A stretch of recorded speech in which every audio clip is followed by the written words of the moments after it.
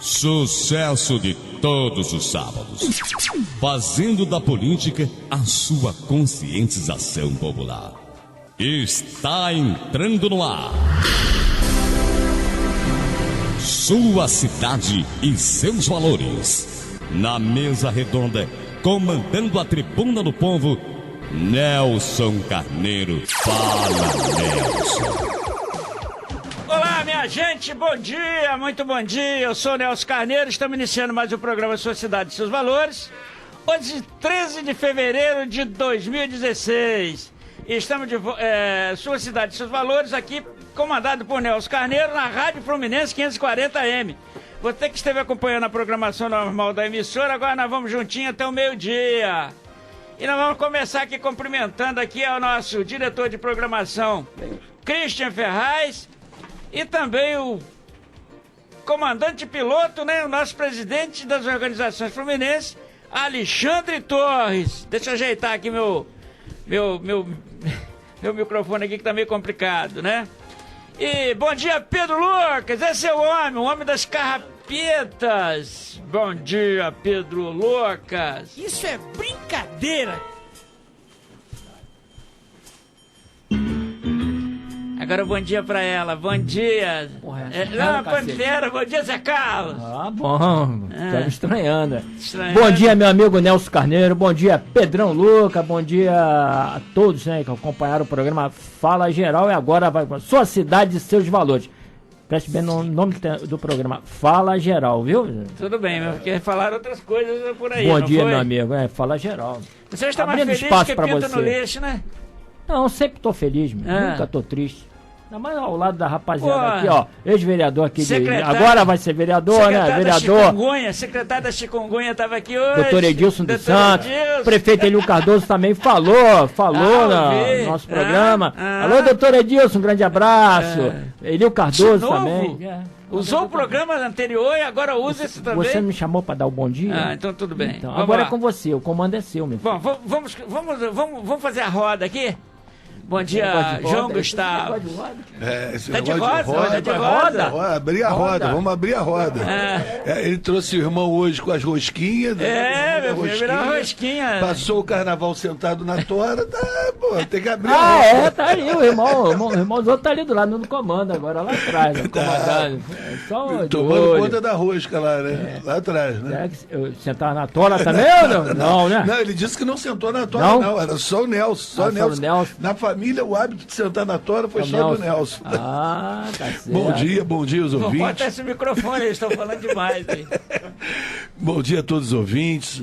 Bom dia a essa população de Niterói que brincou o carnaval aí de forma maravilhosa. Temos uma escola, mais uma escola, né? Acho que é o único município com 3 escolas em grupo de acesso. Eu quero ver o prefeito ano que vem como vai distribuir esse dinheiro todo, né? Mas bom dia ao seu e parabéns pela vitória. Ele distribuiu o dinheiro? Vai ter Silvio Santos, não, mas distribui dinheiro. Distribui. Carnaval não é brincadeira, não. Mas acho que o de São Gonçalo é munheca, né? Carnaval ele podia ter sido chamado de Silvio Santos. É mesmo? Vamos cumprimentar aqui o vereador da área aqui, o homem que derrubou é pênalti. Bom dia, vereador. Bom dia, Nelson. Bom dia a todos aqui da mesa. Bom dia aos nossos ouvintes. É um prazer estar aqui com vocês novamente, participando desse programa.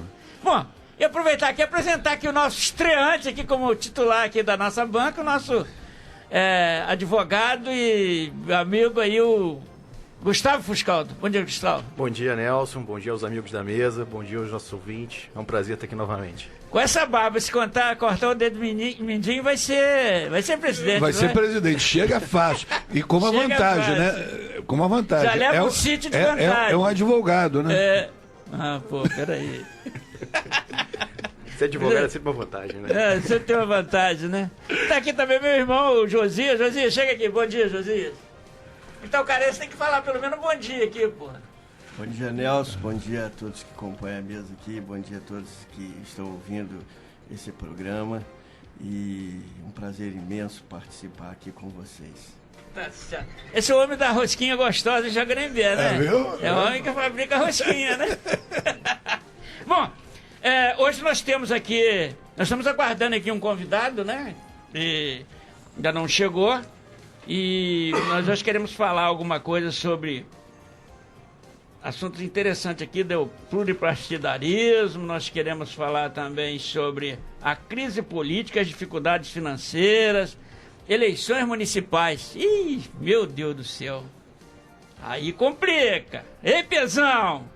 Bom, quero começar aqui dando um bom dia aqui para nossos ouvintes. O doutor Oséias Melo, né? No próximo sábado vai estar aqui com a gente.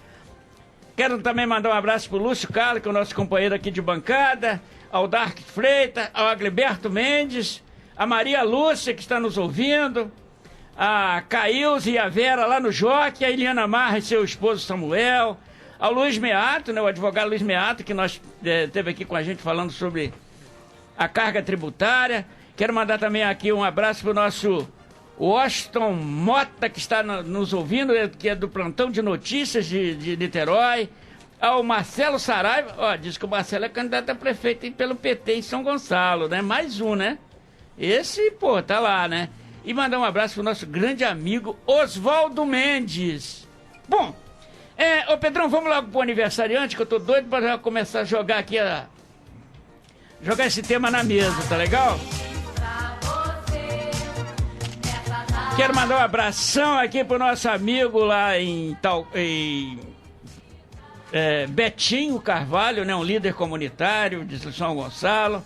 Parabéns pelo seu aniversário. A minha prima, né, irmã do nosso amigo Oséias, Ocineia Melo, que está aniversariando. O professor José Augusto, né, ex-vereador de São Gonçalo. A Silvana Cremonês, né, filha da uma família tradicional, amiga. Ao fotógrafo Zumair, lá de Itaocara, grande Zumair, que hoje está aqui, estava na UOL, não sei se continua fotografando para a UOL.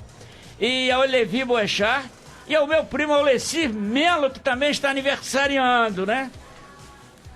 E o neto do meu amigo João Gustavo também está aniversariando, né? João Isso. Gustavo Neto, é isso? João Gustavo Neto, a minha neta lá, é o neto mais velho e a neta mais nova. Todos os dois fizeram aniversário ontem.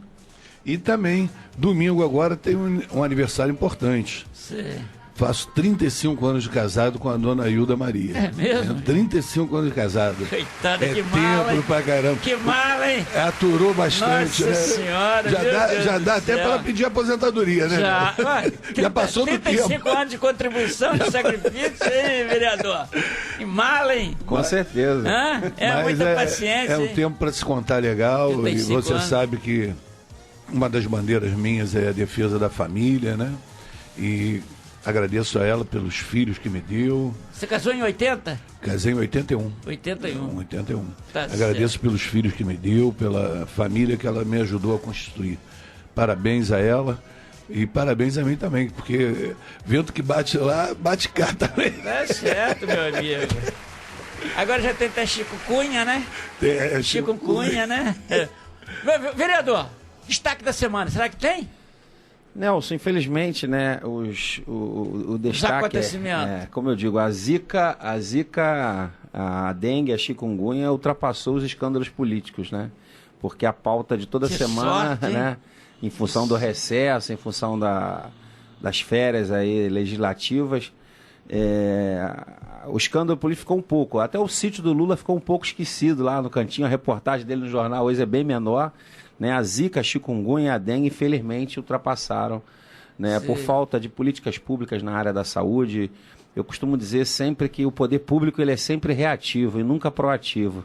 Então ele está sempre atrás, né? Está sempre tentando corrigir problema, quando na verdade a gestão pública, os nossos governantes precisam entender que a gente tem que trabalhar no sentido de evitar os problemas, né? Trabalhar de maneira preventiva e não de maneira corretiva, porque como se eu fosse hoje gestor público, eu ver as pessoas morrendo por falta de política pública de saúde, por falta de infraestrutura mínima, básica, que um pobre mosquito, né, derruba tanta gente.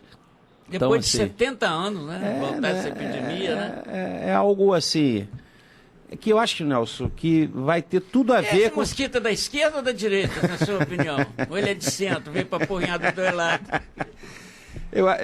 Eu acho que esse mosquito ele veio para romper com um modelo que eu sempre digo de política pretérita, né? que tem tudo a ver hoje. Eu acho que a gente hoje vai conseguir, em função desse destaque da semana e da pauta que você colocou, fazer uma mistura boa de tudo isso aí, porque tudo tem a ver. Sim. O dengue vai sair culpado de alguma coisa, o chikungunya também, o próprio mosquito, coitado, está levando a culpa pela ineficiência dos nossos políticos, infelizmente, dos nossos gestores públicos. Vou falar um negócio para você. Se você for no... Não só se limpou essa semana, né? Mas se for no Jardim Alcântara, lá perto da minha casa, você vai ver realmente um local de reprodutor de mosquito da dengue. Olha, manilhas, que eu acho que a própria administração fez barreira para ninguém botar lixo, hoje retendo água, a copo, mais não sei o quê. E outra coisa, na beira do rio. Eu até filmei e divulguei, e alguém do governo veio dizer que eu era um cara desocupado. Pô, isso, né? Seu destaque da semana, Gustavo? Ou você não tem? Tem destaque e tem aniversariante também para dar os parabéns. Pô, então não foi, olha só, desculpa aqui o mal. Completo. Porque é só João que costuma ter parente aniversariante, não, pô, família do... Hoje faz aniversário o Sérgio Mata, um abraço, Sérgio. E amanhã, Lucas Bevilacqua, amigo nosso, grande tributarista, que está fazendo aniversário amanhã. O destaque da semana, infelizmente, não é brasileiro, é argentino. É mesmo? É Argentina. Não é Maradona. Não é Maradona. Vem do Los Hermanos, né? O presidente lá com 3 meses de gestão não conseguiu fazer, que a gestão federal está aí há mais de 12 anos tentando fazer. Corrigiu a tributação, reduziu a carga tributária em cima. Na Argentina? Na Argentina. Reduziu? Reduziu. Em 3 meses ele já conseguiu reduzir a carga tributária, já conseguiu aumentar as exportações, já conseguiu direcionar a economia para médio prazo e já conseguiu, inclusive, negociar com os credores internacionais. Aumentou a confiança dos credores internacionais em relação à Argentina, inclusive, com isso, atraindo investimentos novos para o país. Parabéns ao presidente da Argentina, que sirva de exemplo para os demais presidentes da América Latina. Pô, essa é boa, hein? O meu destaque, eu embasar... Não dá para anexar o Brasil com a Argentina, não? Pelo menos eu acho uma parceria. A sustentabilidade, se fala tanto em sustentabilidade... Chamar os irmãos aí para a gente dar uma sustentabilidade aqui também? Não, eu acho que o Brasil tem que aprender muito mesmo com o presidente da Argentina. Principalmente a dona Dilma. A primeira coisa que ela devia aprender era fazer como a Kirchner. Já que a Kirchner saiu, pega o boné e sai também, Dilma. E dá a oportunidade de ter um trabalho como esse que ele está fazendo lá. Um trabalho voltado para a classe empresarial, um trabalho que pode chamar de direita, de o que for, mas é um trabalho que vai trazer resultado para o povo argentino como estavam vivendo. O povo não quer saber de direita e de esquerda. Não, o povo quer saber de abertura de emprego, geração de emprego, saúde, educação, saúde, oportunidade, e isso ele está provando que vai fazer na Argentina. Exato, porque qual a principal perspectiva que se tem? No Brasil que se vive hoje, tem-se um culto ao ódio ao empresário. Só que as pessoas esquecem que quem gera o emprego, quem gera a ocupação é o empresário. Então, assim, não se pode odiar nem ao trabalhador nem ao empresário. Tem que se caminhar no caminho do meio, não é? Ou que seja centro, ou que seja lá o que for. Mas que seja também preterido esses direitos dos trabalhadores, não seja preterido os direitos dos trabalhadores, mas ao mesmo tempo também que não seja aviltada a classe empresarial. É o que foi feito na Argentina. Reduzida a carga tributária para que houvesse a oxigenação da atividade empresarial e aí sim a atividade econômica crescesse e com isso, consequentemente, geração de novos empregos. Inclusive, Nelson, em cima disso que nós estamos falando, está o debate dos candidatos, pré-candidatos a presidente dos Estados Unidos, né? A prova está aí. Os que mais estão despontando na frente são aqueles que querem um Estado pequeno. O inverso que o Brasil faz. Acabar com o negócio do Estado paizão. A Hillary ontem propôs, foi a pergunta que ela fez que derrubou o opositor dele, o opositor dela, porque o opositor dela é a favor de um SUS americano.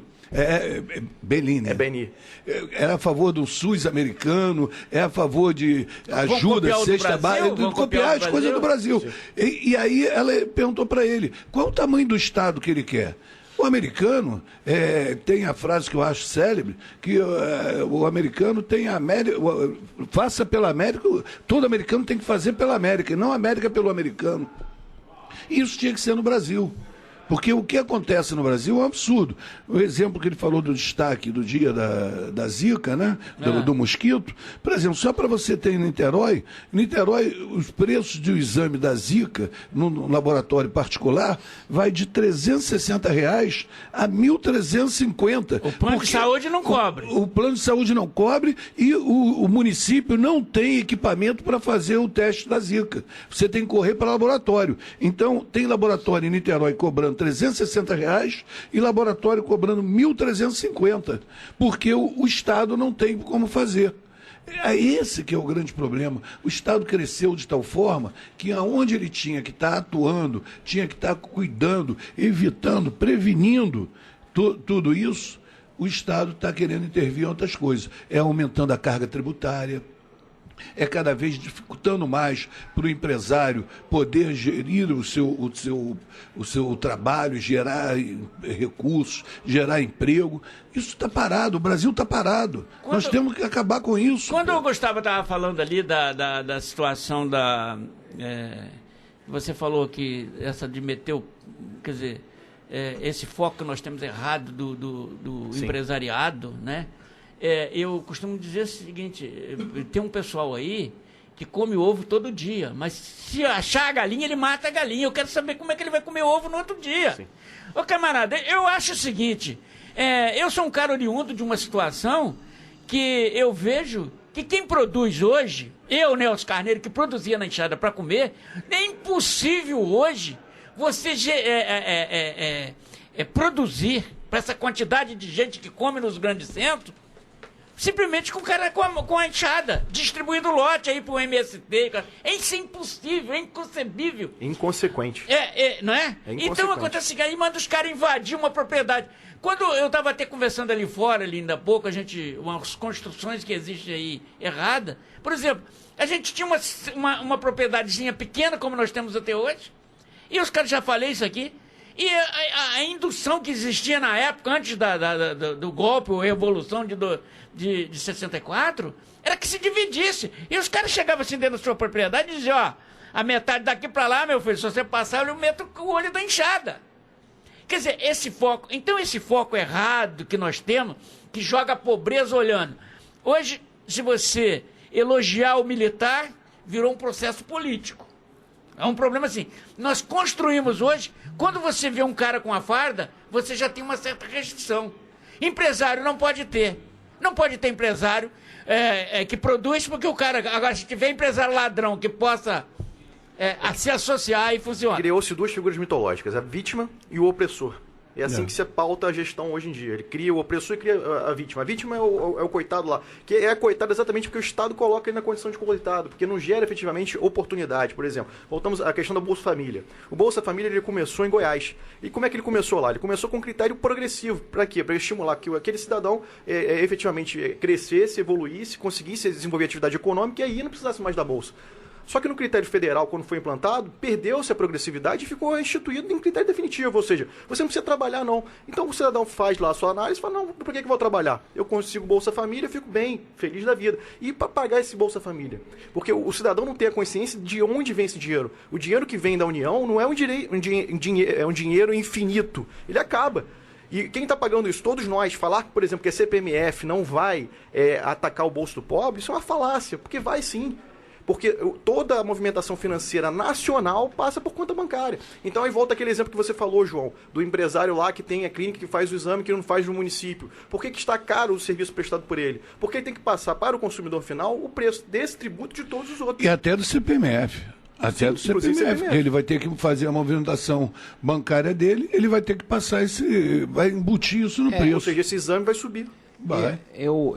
Nelson, eu sempre digo assim, Gustavo, João, que infelizmente os nossos governantes, eles têm uma prática de se fazer muito política e se fazer pouco governo, né? Hoje a gente vive uma realidade, como você estava comentando a questão do presidente da Argentina.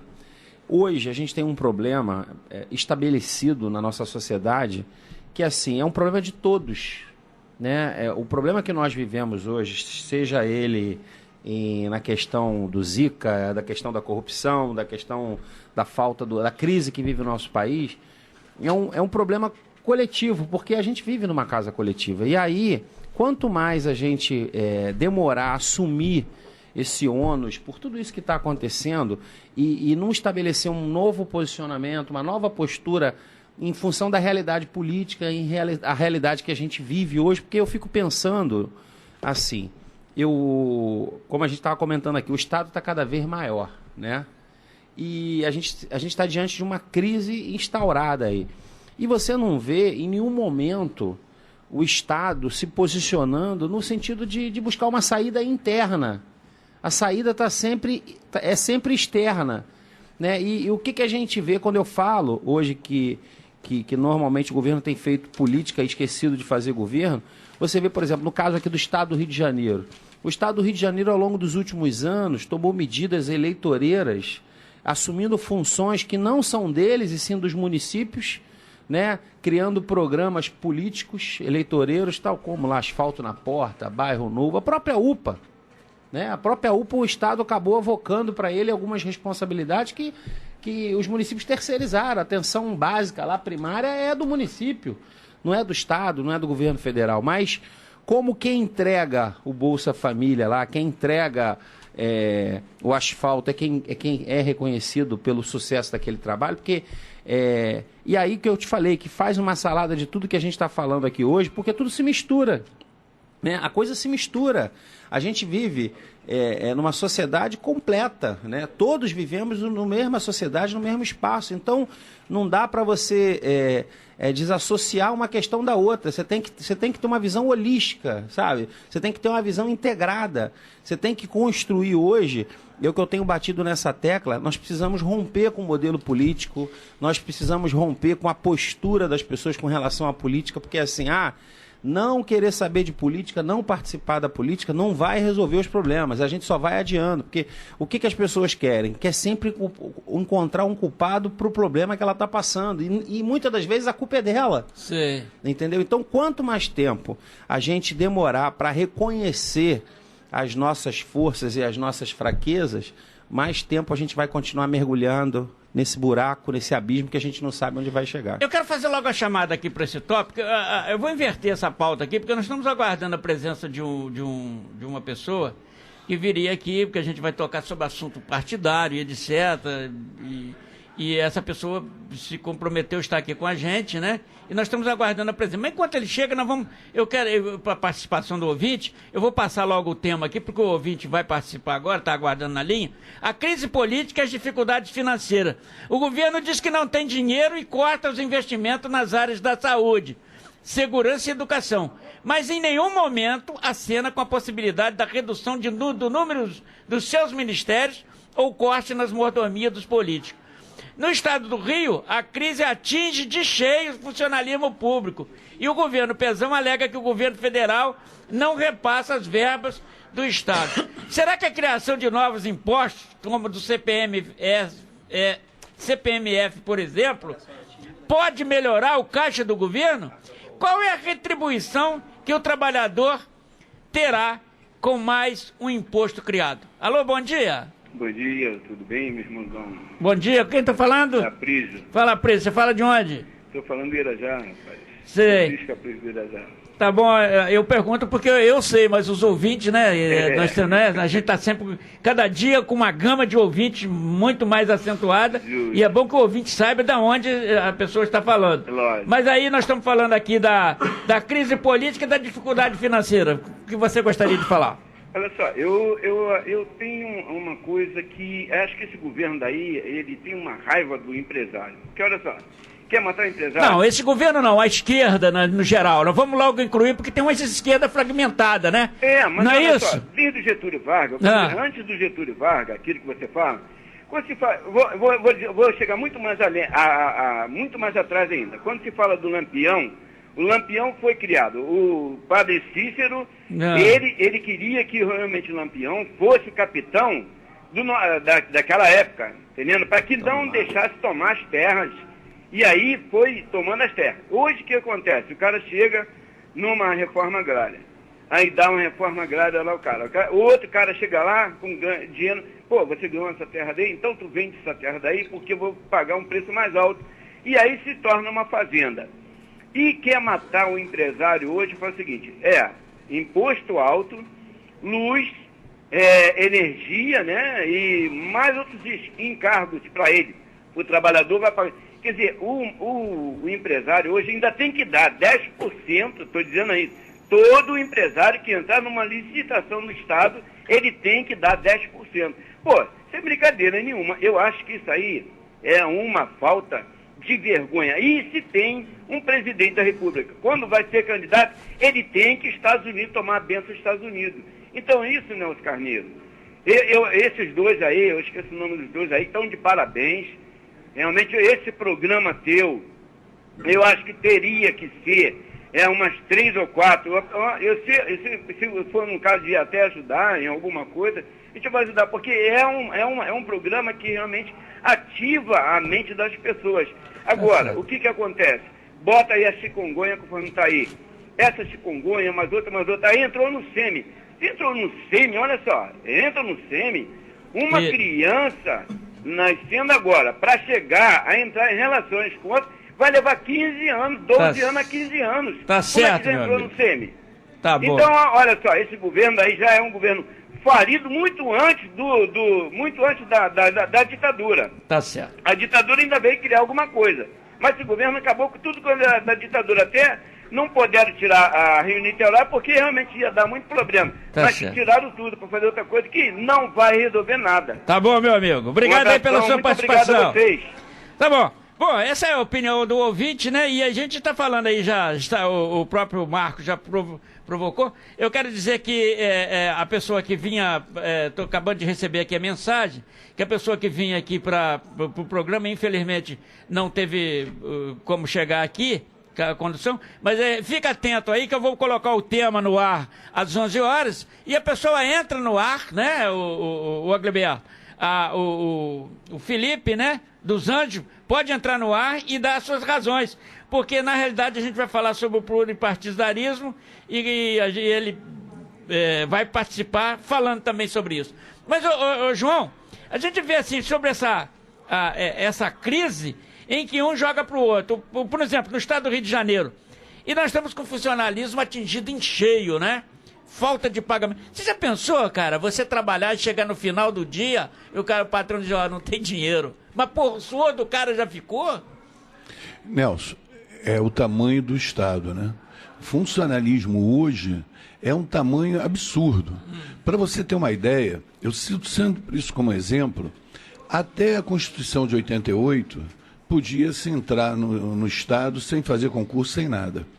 A Prefeitura de Niterói, a Câmara de Niterói, até hoje, principalmente a Câmara, até hoje não fez um concurso.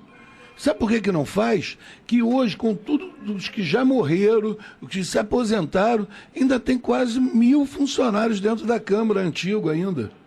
Então isso é um absurdo. Se todos forem trabalhar, não tem espaço na Câmara. Cada vereador que entra leva 9 funcionários para o seu gabinete. E mais aqueles quase 1.000 que tem lá, como é que essa Câmara vai sobreviver? O custo operacional dessa Câmara é o custo da Prefeitura, porque o funcionalismo hoje é uma coisa que tem que se discutir. A reforma administrativa tem que se discutir o funcionalismo público, porque criou-se um cabide de emprego, uma acomodação. O funcionalismo público hoje vive de uma acomodação, tá? Não é aquele que produz, porque os que produzem são aqueles que são comissionados, e esses comissionados ganham um absurdo. Tu vê que tem comissionados, secretários em Niterói que ganham mais de 80 mil reais. Tá? Saiu na imprensa, não sou eu que estou falando. João, o problema hoje não é se pagar 5 mil ou 10 mil ao PM, 5 mil ou 10 mil ao oficial de justiça. O problema todo nosso hoje é o problema da mordomia. Quando ele falava aqui do Bolsa Família, o problema todo hoje não está nos R$70, e sim na prestação de contas. No auxílio moradia, no auxílio paletó. Então, hoje você vê uma situação, por exemplo, que a gente tem dentro do judiciário, em que se acumula, se distribui trabalho com quem não pode receber mais trabalho. Mas esse cara quer porque ele ganha. Então, o grande problema hoje chama-se os privilégios. Não é o fato do deputado ganhar 35, 40 ou 50 mil. É o fato dele ganhar 50 e ter mais 100 para gastar com a mordomia. Aí é que você está dizendo. Eu acho que outra coisa, o tamanho do Estado. O tamanho do Estado é muito grande. É muito professor. Por exemplo, isso foi um estudo da Unicef. O Estado do Rio, quando a média, se não me engano, era um professor por 35 alunos, o Estado do Rio era um professor, em média, que está ali com a carteira não, que tem o contrato de trabalho no Estado, é um professor para 19 alunos. E a Unicef diz que é um professor para 35 alunos. Tu vê o número de professores que a gente tem. Agora, vai procurar esses professores em sala de aula. A maior parte está no gabinete do deputado não sei o quê, está com o secretário não sei quem, está cedido aqui, a maior parte está de licença, a maior parte está no CEP, que é um cabide de emprego, é o CEP, que eu não sei como se elege tantos diretores dentro de um sindicato como é o CEP. E ninguém trabalha. Está com o nosso microfone aqui aberto para discutir isso. Para discutir isso. E fica aqui é a opinião do João. Nós respeitamos a opinião, mas. Fora da sala de aula, esses professores todos. Tem alguém na linha aí? Vamos lá. Alguém que está aí? Alô, bom dia. Bom dia, Nelson Carneiro. Bom dia, com quem está falando? Rogério. Rogério, você fala de onde? Niterói. Tá certo, meu amigo. Manda lá. Nelson, eu penso o seguinte.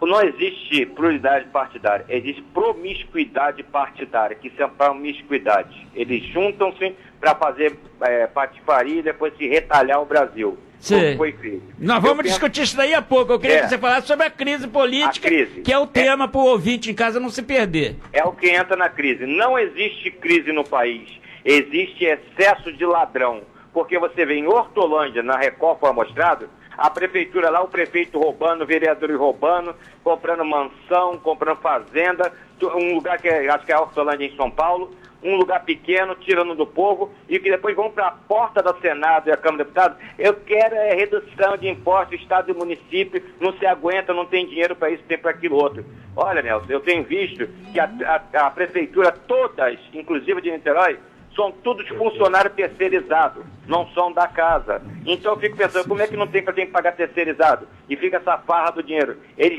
levam daqui para lá e fica essa promiscuidade de Bolsa Família, porque é uma coisa hobbitiana, é uma coisa de Robin Hood, que tira do pobre para dar para o pobre, porque na verdade não sai do bolso dele, sai do INSS, diminui cada ano com o fator previdenciário dos aposentados, para poder dar dinheiro para Bolsa Família, que não resolve nada. E essas pessoas que vão à Bolsa Família, de vez em quando, vai tacar fogo em ônibus, tacar fogo em rua, vai fazer black bloc e na farra do governo. Pega a Bolsa Família, pega Minha Casa e Minha Vida, às vezes não paga, tira quem tem, vende, já tem gente vendendo Minha Casa e Minha Vida por aí. Virou casa meu tormento, meu. Você não quer que venda? Virou casa meu tormento. Minha renda, né? O cara acabou de fazer a casa tá rachada, tá afundando lá, tem que vender, meu. Mas vende não. O conjunto Zilda Armes já foi construído e reconstruído pelo menos 2 vezes. Vai na Zona Oeste do Rio, tá afundando tudo. Tá afundando, aqui no Morro do Castro também. O Zilda Armes. Lembra? Mas como é que consegue vender? Que tem quem compra, que tá ganhando. Então, Nelson, você pensa assim, o problema que para nós é Minha Casa e Minha Desgraça. Mas para político é meu triplex e minha vida. Mas esse triplex também é meu triplex e meu tormento, né? É fortuna, né? E triplex e fazenda, né? Valeu. Do trabalhador para dar seus políticos fazer farra aí. Tá bom, meu amigo. Um abraço, Nelson. Fica com Deus, um ótimo final de semana para você. Bom, é isso aí, ô vereador. A situação é complicadíssima. Como é que fica? Como é que vai ficar isso aí? Daqui a pouco eu quero falar sobre isso. Complicado, né? O funcionário trabalhar e não receber, né? Nelson, eu costumo... Eu até quero ressalvar aqui que o prefeito de Talcara, que é do PSOL, primeira prefeitura governada pelo PSOL, né? Que vem sendo, todo mundo dizendo que ele vai ser cassado no outro dia, que ele já não vai mais ser prefeito, ele já está terminando e já vai agora para a sua reeleição. E ele vibrou que conseguiu pagar todo o funcionalismo, com inclusive o 13º. Parabéns aí pro prefeito do PSOL e Talcara. Se o problema tem bom governo ou não tem, isso é outra situação. Mas o funcionalismo, com certeza, não está passando pelo que passa hoje Agora eu quero saber se desembargador, se deputado, se o governador não recebeu o seu salário. E aí, vereador? Não vou perguntar a você porque São Gonçalo não tem crise. Você riu, cara? Eu tô falando sério, vereador. Não tô rindo, não. Nelson. Você riu por quê, vereador? Ao contrário... Lá o negócio é sério. O buraco é mais embaixo. Ao contrário da realidade que o João relatou aqui de Niterói, São Gonçalo é o contrário. Em São Gonçalo, quem trabalha são os servidores efetivos, né? E, na verdade, a gente tem lá um número excessivo de funcionários comissionados, porque qual é a briga de São Gonçalo até hoje? Cargo comissionado é cargo de chefia, direção e assessoramento. E lá em São Gonçalo a gente tem pessoas que são porteiros, são telefonistas, limpam banheiro, que são cargos comissionados. Por quê? É aquela máxima que eu venho batendo já há anos na minha vida. Mas não são funcionários com garantida. São funcionários comissionados. Que hoje... Indicados. Nomeados temporariamente. Não hoje, tem concurso. Hoje, a realidade de São Gonçalo, a gente tem aproximadamente 6 a 7 mil cargos comissionados. E os fixos? Os efetivos eu tenho 8 mil e pouco. É quase que empatando. E aí você vai levantar essa realidade, isso é um grande cabide de emprego. São 7 mil pessoas pedindo voto para o prefeito. E aí... Já sai com uma largada de 7 mil e a família. Já sai com uma largada significativa. Então, assim... Isso é prefeito de São Gonçalo e de todos aí por aí agora. Hoje, Nelson, hoje... Não vamos hoje a gente precisa acordar para essa realidade, que eu digo sempre, de se fazer menos política e mais governo. Eu tenho dito aqui, hoje mesmo, está acontecendo uma ação, né, todos contra a dengue na praça da Marisa, lá no centro, a Praça do Rodo. Marisa não é do Lula, não, né? Não é a do Lula, não. É coincidência. Então, assim, está sendo feita uma ação política e não uma ação de governo. Está fazendo uma ação política para que a imprensa vá lá, fotografe, tire foto, que o município está se posicionando mobilizando as pessoas contra o mosquito. E aí, isso é uma ação política. Se você faz uma ação de governo, você mapeia a cidade, onde tem os focos, onde tem as áreas com maior proliferação do mosquito, e aí você faz uma ação de governo lá, uma intervenção de conscientização, porque não é ir para a praça central da cidade num momento pós-carnaval. Desculpe, lá é limpinho, né? Lá não tem mosquito. Claro, pós-carnaval. Eu quero ir no meu bairro já pós-carnaval e fazer uma ação política, não fazer uma ação de governo. Então, o que a gente percebe? Hoje, a gente precisa acordar para essa realidade que a gente vive hoje. E como eu falo, de ser menos reativo e mais proativo. Eu quero ver quem vai ter coragem, Nelson, qual vai ser o político que vai ter coragem hoje de colocar regra para o Bolsa Família, como você falou, que estabelecer uma política de progressão, de limitação, de desenvolvimento, de crescimento. O que a gente vê hoje com esses programas sociais? Inchou a máquina do Estado, não só por causa dos programas sociais, a máquina está inchada há anos, porque, você vê... Como é que você senta? Vou pegar a realidade de São Gonçalo, que é que eu vivo. Como é que você senta para fazer uma reunião de governo com 30 pessoas na mesa? Será que você consegue resolver alguma coisa? Agora, pega hoje, em momento de crise, traz de 30 para 10. Você fazer uma reunião com 10 pessoas, ela é muito mais produtiva, sabe, mais rentável do que você fazer uma reunião com 30, 40 pessoas. Como é que você controla uma máquina pública hoje, como é o caso de São Gonçalo? Eu tenho lá 180 unidades de saúde da família, eu tenho lá 50 postos de saúde, eu tenho lá 105 escolas, eu tenho lá 5 polos, 3 policlínicas, 3 unidades de pronto atendimento. Você tem uma estrutura de quase 300 equipamentos públicos. Como é que você controla isso? Como é que você controla isso? Como é que você tem um mecanismo para isso? Sabe, é uma estrutura que já se perpetua há mais de décadas. E aí precisa se parar e se rever o modelo da gestão que vem se aplicando até hoje para ver se a gente está no caminho certo ou não. Que é igual hoje, você pega a estrutura do governo federal, do governo estadual e do governo municipal. Sabe, a gente precisa ter políticos comprometidos, Nelson, com o que é público, porque a política ela vem para atender o bem comum. E não é isso que a gente vê. Como você fala aqui, a questão do pluripartidarismo. Correto? Hoje os partidos se organizam, se aliam aos governos municipais com interesses individuais e não interesses coletivos. Aqui, olha essa manchete aqui, ó. Um mosquito não é mais forte que um país inteiro. Aí me vira aqui, me mostra aqui, eu vou citar aqui seu exemplo. O que é isso aqui? Garrafa PET, copos, etc. Vai na lixeira lá no Jardim Alcântara pra ver se... Aí o cara vai pra rua, veste, bota até aquele pinóquiozinho do mosquitinho, aquele bicão do mosquito. Pô, aí... E aí, ô Gustavo? Olha que situação. Eu tô na rua combatendo o mosquito e lá realmente mantendo um foco pro reprodutor de mosquito. Não tem cabimento, né? Não tem cabimento e assim, as ações já vêm sendo feitas há bastante tempo de conscientização da população. Acho que a população... Mas não é um problema da população. Não é um problema. É um problema que não tem coleta de lixo regular. Isso aí é que esse que é o problema.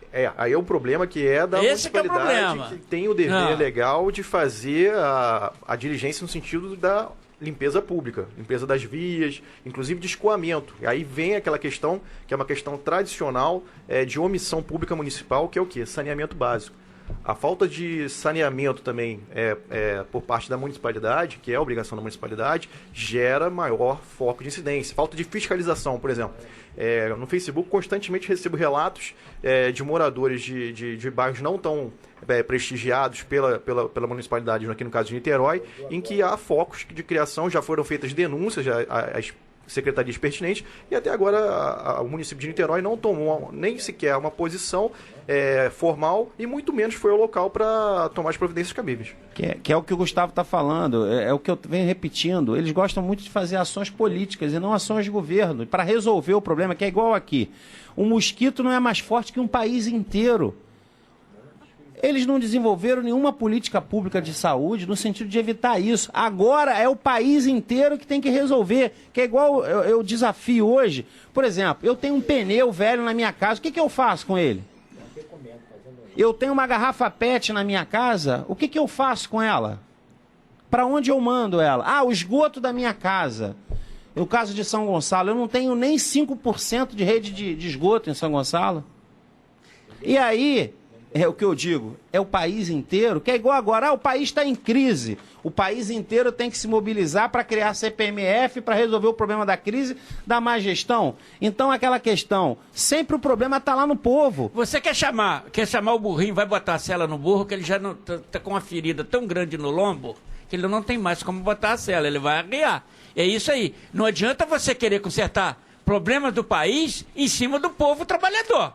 É óbvio. Sacrificando o salário, aumentando imposto, aumentando o imposto em cima da mercadoria. Hoje, quanto você paga para ligar um fogão, ligar o gás na sua casa, para queimar meia hora de gás? Quanto você paga de imposto? Quando você encosta o carro na bomba, não é isso? Aí, enquanto o petróleo despenca em todo mundo, no Brasil, aumenta-se a gasolina. Olha só, eu quero dizer para vocês aqui que nós estamos com uma pessoa nos ouvindo, tenha mais responsabilidade aí, hein? Tem um cara nos ouvindo na Alemanha, né? Nelson, aqui é o Marcos Alipe da Alemanha, estou na escuta. Um abraço, Marcos, você só nos engrandece. Marcos, aquele peixe lá em Itaipuaçu está te esperando, hein? Estou esperando você voltar para... Dona Elza. Não, Dona Elza tivemos no Carnaval, no Bloco do Canto do Rio. Vamos ao ouvinte aqui. Esse negócio desse peixe aqui, ó, esse peixe já está estragado, Alipe, não confia no João mais não. Alô, bom dia. Bom dia, quem fala aqui é o Coronel Matias de já. Fala, Coronel, tá tudo bem? Tudo bom, mais ou menos. Eu tô sabendo uma notícia aí, que é um absurdo, sabe? Diga logo. Convocaram as Forças Armadas pra fazer essa redenga aí, a dengue, não é isso? Esse telefone aí dele tem um problema. Que quando for favela, assim, de risco, eles vão subir. Não vão lá com medo dos bandidos. Mas é um absurdo, né? Sim. Aí, quer dizer, quando tinha arma da lá em cima, a gente tem que lá em cima as armas da gente. Não pode subir o morro, mas pode distribuir papel aqui contra os mosquitos na rua, onde não tem segurança. Usar o exército para fazer isso na rua é brincadeira, né? Isso aí é pra ser libia, pra dizer que a dona Dilma tá fazendo alguma coisa de positivo, entendeu? Sim. Isso é pra libia. Agora, quando tinha lá, não faz arma lá em cima, não faz arma lá em cima, a gente pega lá em cima. Agora, vou bater do governo, não pode. Isso é um absurdo, rapaz. Isso é um absurdo. Tá bom, obrigado, hein? Valeu, meu amigo. Aquele abraço. Obrigado. Bom, aí a opinião aí do nosso Nelson, só rapidinho fazer esse comentário em cima do que ele falou do Exército. Niterói, não, estou aqui pichando o Exército, os sinais todos de Niterói estão com o Exército distribuindo esse papel. Acho uma coisa legal. Agora, vamos também falar uma coisa. A população também tem uma grande culpa nisso aí. Nós temos que falar do Estado, que não faz a sua parte, mas a população podia ser mais consciente. Nelson, é um absurdo você ver, depois que acaba a passagem de um bloco, o que se joga de lixo na rua. A pessoa não tem cuidado de pegar, tomar um refrigerante PET, pega aquela tampinha e joga em qualquer lugar. Aquela tampinha vai ser um criador de mosquito, porque depois vai cair água ali dentro, o mosquito vai pousar ali. Acho que a população também tem que fazer a sua parte, isso sem sombra de dúvida. A questão é que se o Estado não recolhe o lixo, eu também condeno. Mas eu queria fazer um apelo à população que cuide do seu lixo. Separe o seu lixo, cuide dentro da sua casa, dessas poças d'água dentro de casa. O que nós temos de laje nessas comunidades nossas, se você passar, ter uma vista aérea da cidade de Niterói, uma parte dessas casas tem suas lajes, e aquelas lajes viram piscinas de mosquito. Porque não, e tem piscinas construídas nas lajes que hoje... Eu fui avaliador judicial e defrontei isso, das pessoas não ter condição de cuidar, Gustavo, dava pena. Em cima da laje, a mulher perdeu o marido, estava síndica para poder cuidar, para poder sustentar os filhos que estudavam. E quando eu abri uma porta, eu falei, e essa porta aqui dá para onde? A mulher ficou toda nervosa. A piscina estava lotada de lodo. Quer dizer, as pessoas não podem cuidar. A região oceânica é um problema seríssimo. Vejo lá o Marcos Ornella, não sei se você conhece, sempre divulgando, né, a situação, as piscinas lotadas de bicho. As pessoas mudam, porque não tem como. O custo de vida, gente, não parece nada não, mas está complicado. Está muito complicado. Um condomínio hoje, para você pagar um condomínio hoje, Deus nos acuda, meu. Então, esse apelo que eu queria fazer à população também. Vamos esquecer o erro do governo e vamos cuidar da nossa casa. Acho que cada um tinha que olhar para dentro da sua casa. Esse caso do mosquito é sério e vai aumentar muito mais agora, porque vai vir a temporada das chuvas de verão, aí as chuvas de março, as águas de março, que vão até abril hoje, né? Antigamente águas de março ia até março, agora passa de março, vão até abril, muito calor, muita chuva, a proliferação do mosquito vai ser muito grande. E não temos um Estado preparado para esse tipo de doença que pintou agora. Também não posso culpar o Estado pela zika. Tá vendo? Isso podemos sim. Não. Por que não? O mundo todo não está preparado para isso. Não, mas peraí, João, isso é a Organização Mundial da Saúde. Não, mas isso é um descuido complicado. A própria Organização Mundial da Saúde está preocupada que é a nível mundial esse vírus da zika. São os países emergentes que estão passando dessa Olha só, para você ter uma ideia como é complicado, nós estamos com 5 mil casos de microcefalia que estão ocupando a zika. No Brasil.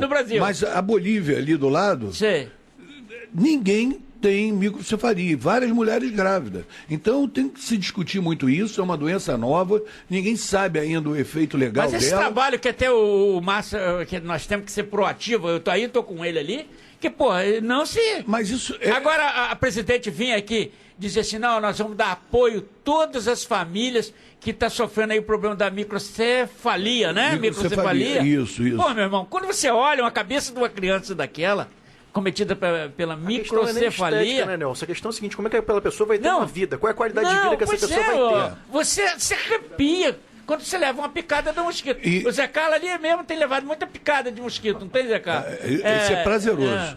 Essa é a picada prazerosa. Aqui, mas uma coisa que pode se falar sem a brincadeira é que nesse meio também começa a vir os aproveitadores, principalmente esse movimento feminista aí, já querendo o aborto geral, liberar o aborto.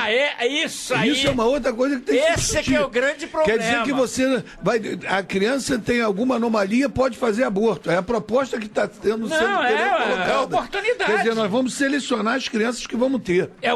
Duas coisas, o aborto e o CPMF, né? Não é isso, Gustavo? Vai ser a grande discussão daqui para frente. Então, a questão da Zika... Esse é o tirar o pé e ele coloca. Depois que coloca o pé, não tira mais, né? A questão da Zika não está clara ainda, realmente, qual é a origem do vírus. Falou-se muito que foi decorrente da Copa, que vieram pessoas aqui que seriam portadores do vírus, e aí o vírus se alastrou por ser o mesmo mosquito transmissor. Acho que antes de colocar a culpa em relação ao vírus, concordo com você, João, tem que ser apurado realmente qual é a origem desse vírus e a fonte transmissora efetiva, e se estaria realmente vinculada à microcefalia ou não, seria a causa transmissora ou não. E eu acho que assim, aí é um dever comum, tanto do município, do Estado, da União, como também do cidadão. Vamos o Alípio tá da Alemanha, ele está tentando falar aqui com a gente, vamos ver se ele está no ar. Está aqui. Alípio, bom dia. Alô, Oi, Nelson. Bom dia, Nelson. Tudo bem, Alípio? Tudo bem, aqui tá falando aqui é o Marcos Alípio. Marcos Alípio, tudo bem? Na Alemanha. Você fala da Alemanha. Tudo bem. Sim. Isso. Você está acompanhando aqui a nossa programação? Sim. Eu venho acompanhando Nelson, primeiro eu quero dizer da importância do seu programa. Eu acho de uma importância magnífica falar sobre política, falar sobre esses problemas que vem acometendo no Brasil, né? Então eu quero primeiro sublinhar isso daí e parabenizar pelo seu trabalho. Né? Muito obrigado. Quero dizer que eu sou um admirador aí do Gustavo, sou um admirador do Dark, sou um admirador do Lúcio, sou um admirador do pessoal que compõe a mesa aí, né? Sim. Apesar que alguns pontos eu discordo de alguns colegas, com todo respeito à opinião diversa minha. Mas o programa aqui é para isso, é concordar, discordar, nosso programa, nosso lema é esse, entendeu, Alípio? Fica à vontade. Claro. Por exemplo, sobre essa questão que realmente me preocupa, eu estou escandalizado sobre essa questão da microencefalia. Sim. Eu tenho tentado ver algumas coisas na internet, inclusive sobre esse Zika, né? Algumas coisas que eu não sei se ainda tem veracidade, sobre a criação dos mosquitos em 2011, com modificações transgênicas que foram lançadas na Malásia e também no Brasil, esses mosquitos, e daí então pode ser uma possibilidade dessa Zika não ser a veracidade ainda, mas estão se estudando em cima disso. Tá entendendo, Nelson? Sim. Então, sobre políticas públicas de saúde, primeiro a gente entender, eu quero dizer que a responsabilidade, primeiro, é de todos. Concordo aí com o Gustavo que todos têm que ter a higiene, todos têm que ter o cuidado de não fazer as poças d'águas para poder não evitar o mosquito. Isso é diminuir o foco. Concorda, Nelson? Sim, concordo. Concorda? Okay. Lógico, concordo. Mas eu quero deixar uma preocupação em não só culpabilizar o cidadão por isso. Que eu estou vendo até campanha de dizer, vamos erradicar o mosquito. Eu não sei que presunção é essa humana de querer erradicar um mosquito. Nem se jogasse 5 bombas atômicas no Brasil, você não conseguiria. Nós estamos falando de um inseto. Sim. Nós estamos falando de um mamífero. Então, primeiro, não dá para erradicar. Você vai ter águas nas folhas, nas bromélias, é a natureza. É um país úmido, é um país quente. Em toda a linha tropical vai ter esse problema. Você não vai erradicar, você vai diminuir o foco. Concordo plenamente. A política pública, ela teria que estar desenvolvida para a pesquisa científica, para desenvolver as vacinas devidas ou os próprios medicamentos terapêuticos para as doenças. Apesar de que o Zika é uma coisa nova. Mas há quanto tempo nós temos o problema de dengue? Com Nelson, eu faço uma pergunta e deixo aí aberto aí para a mesa. Se esse problema de dengue, por exemplo, não estou falando do Zika ainda não porque é novo. Se esse problema de dengue fosse na Inglaterra, ou na Alemanha, ou nos Estados Unidos, ou qualquer país desses assim, que as pessoas têm ódio, alguns brasileiros têm ódio desses países desenvolvidos, não sei se é ódio ou é inveja. Se fosse nesses países, você não acha que já teriam resolvido o problema com uma vacina? Você já não acha que teriam descoberto um medicamento? Essa é uma pergunta que a gente tem resposta em outra, né? Claro, Nelson. Agora, o problema da Zika deixou de ser uma epidemia para ser uma pandemia.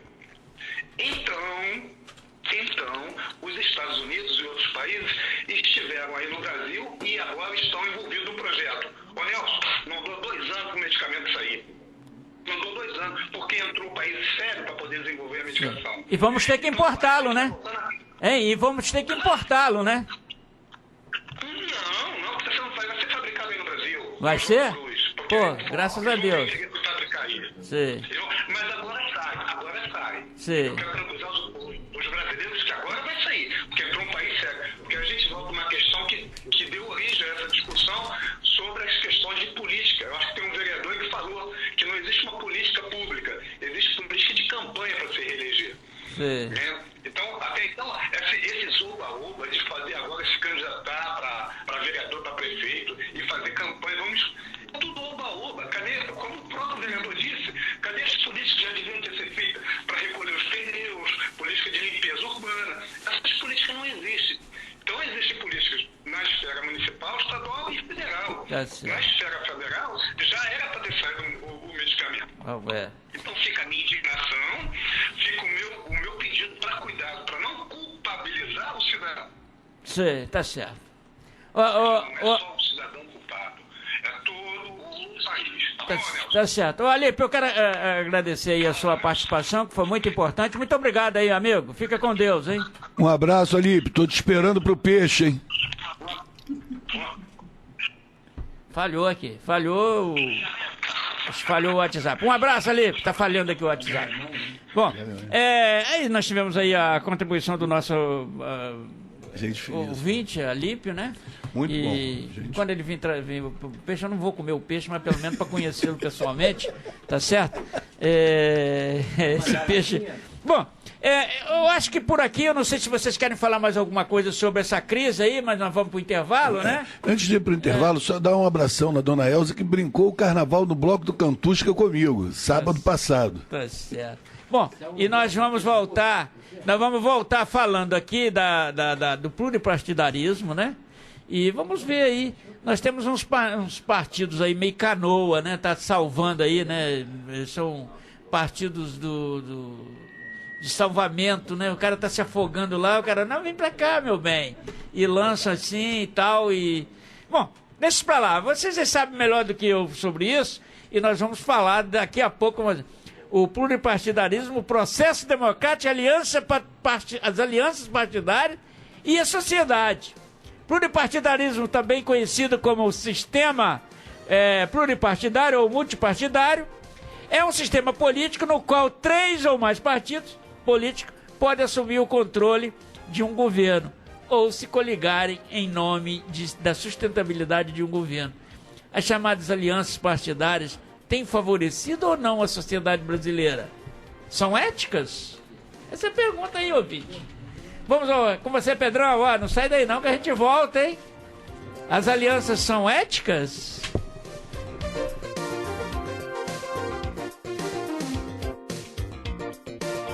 Estamos apresentando Sua Cidade e Seus Valores. Com vocês, Nelson Carneiro. CYJ 450. Rádio Fluminense AM, Rio de Janeiro.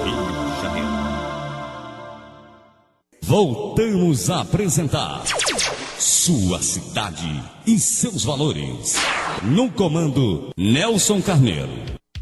Estamos de volta com o programa Sua Cidade e Seus Valores, aqui pelas ondas da Rádio Fluminense 540 AM, né?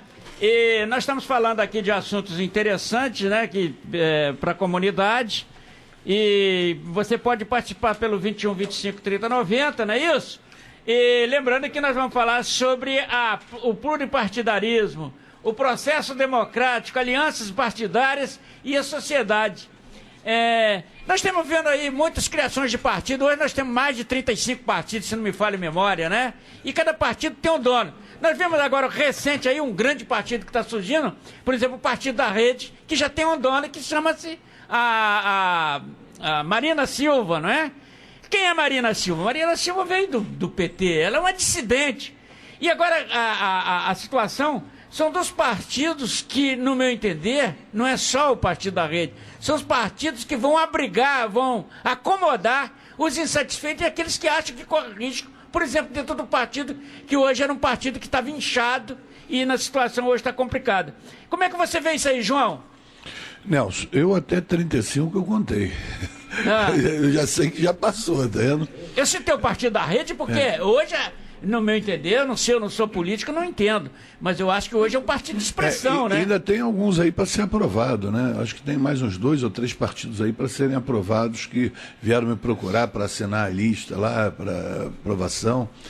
Isso é outra coisa que não dá para entender.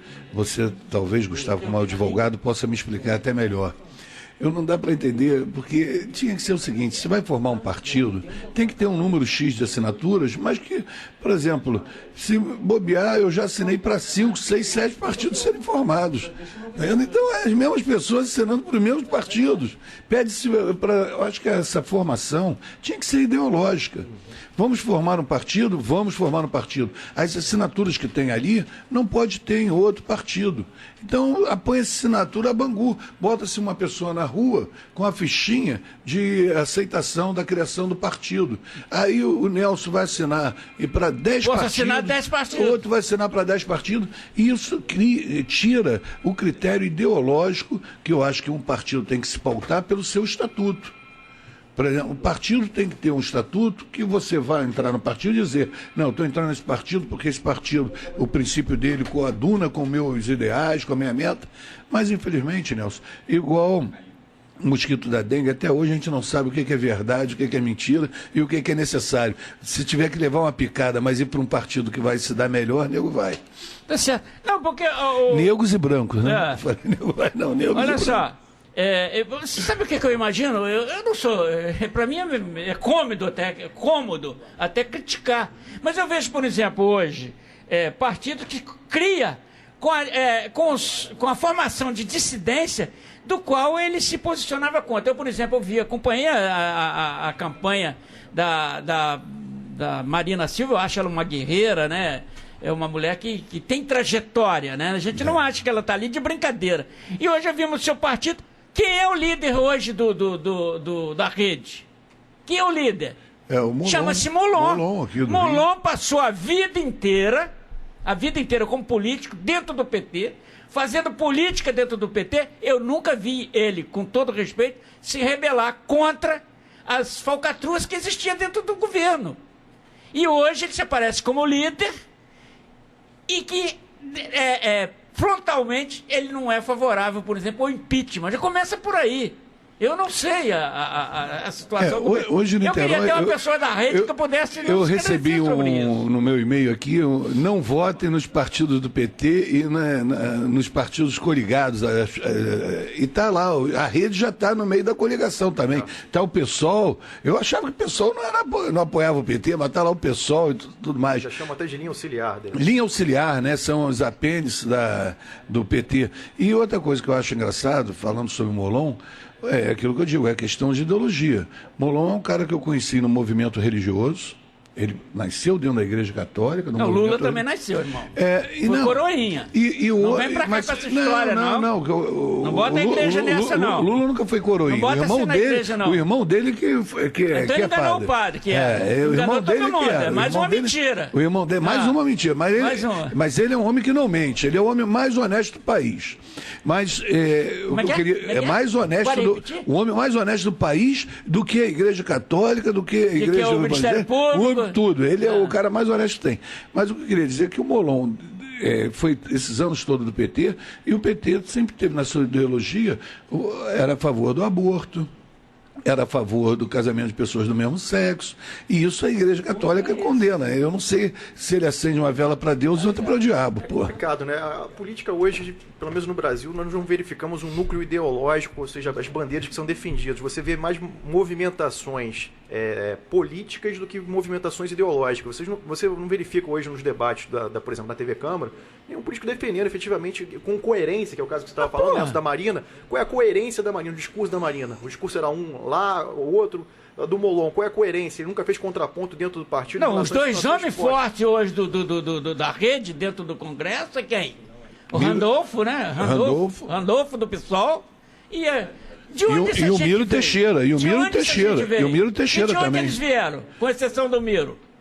Do PT. O Miro veio do PDT, que é linha auxiliar também do... Como muda, vereador? E aí? Eu não gosto de deixar o vereador meio atrapalhado, não, mas, pô, como é que muda essa linha auxiliar? Por exemplo, eu quando olho pra rede, eu tô falando com a rede com o maior respeito, porque eu tenho um respeito pela Marina muito forte. E a expectativa é muito grande também. E a expectativa é grande de mudança do país em cima da tese da rede. Agora, mudar com os mesmos, vereador, como é que fica? Nelson, eu falo sempre, até ontem à noite conversar com minha filha, que eu digo sempre que assim, mesmas atitudes, mesmos resultados. Novas atitudes, novos resultados. Então, hoje eu brinco na Câmara, hoje o pessoal diz na Câmara que eu sou um vereador de oposição. E eu digo para as pessoas, João, que é assim, Gustavo, que eu não sou vereador nem de oposição e nem de situação. Eu sou um vereador de posição. Porque eu digo que assim, o político ele tem que ser coerente, ele tem que ser digno, ele tem que ser decente, ele tem que ter um ideal e um objetivo. Se você pegar aqui, Nelson, todos os programas que eu participei aqui, todas as minhas falas, elas têm uma única direção, elas têm um único caminho, que isso se perdeu na política. Eu digo para as pessoas que em São Gonçalo, na Câmara, que eu digo assim, eu não sou vereador de oposição nem de situação, eu tenho a minha posição. Eu não tenho problemas pessoais com o prefeito da minha cidade, mas sim com o governo que lá se encontra, com as ações. Então, quando ele apresenta projetos que são bons para a cidade, eu voto a favor. Quando ele apresenta projetos que são maus, eu voto contra. Você me permite? Porque nós estamos com uma pessoa aí da rede, estou sendo informado aqui que está na rede, é Felipe dos Anjos, é isso? Bom, apareceu um anjo aqui para salvar a gente aqui, né? Bom dia, Felipe. Bom dia, Nelson. Bom dia, meu jovem. Tudo bem? Eu queria ter o prazer de ter conhecido você pessoalmente, mas você teve um problema de última hora e não podia me negar de você falar que você é do conselho aí, ou do grupo, que eu não entendo bem, da formação da rede em São Gonçalo. E como eu estou falando aqui de pluripartidarismo, o seu partido é um partido que está em evidência com a Marina Silva, ao mesmo tempo que está em evidência, também está se tornando alvo de migração de outros partidos, do qual sustentava o governo passado, do qual a própria Marina foi dissidente. E eu gostaria que você dissesse isso, como é que vocês vão conciliar isso? O projeto de Marina com os dissidentes de outros partidos, PSOL, PT, dentro da rede, já como líder dentro do governo, do governo, inclusive já com a possibilidade de participação de cargos no poder público. Como é que você pode dizer para a gente sobre isso? Meu caro Nelson, meus amigos, eu infelizmente não pude estar presente hoje, porque eu estou recém-operado de uma cirurgia grave no quadril, né? Eu coloquei uma prótese no quadril e a minha mobilidade está muito ruim. E aí, infelizmente, eu não pude estar participando presencialmente com vocês, mas eu agradeço a sessão da palavra e eu estou acompanhando o programa de excelente qualidade, um debate. E eu tenho algumas considerações a oferecer.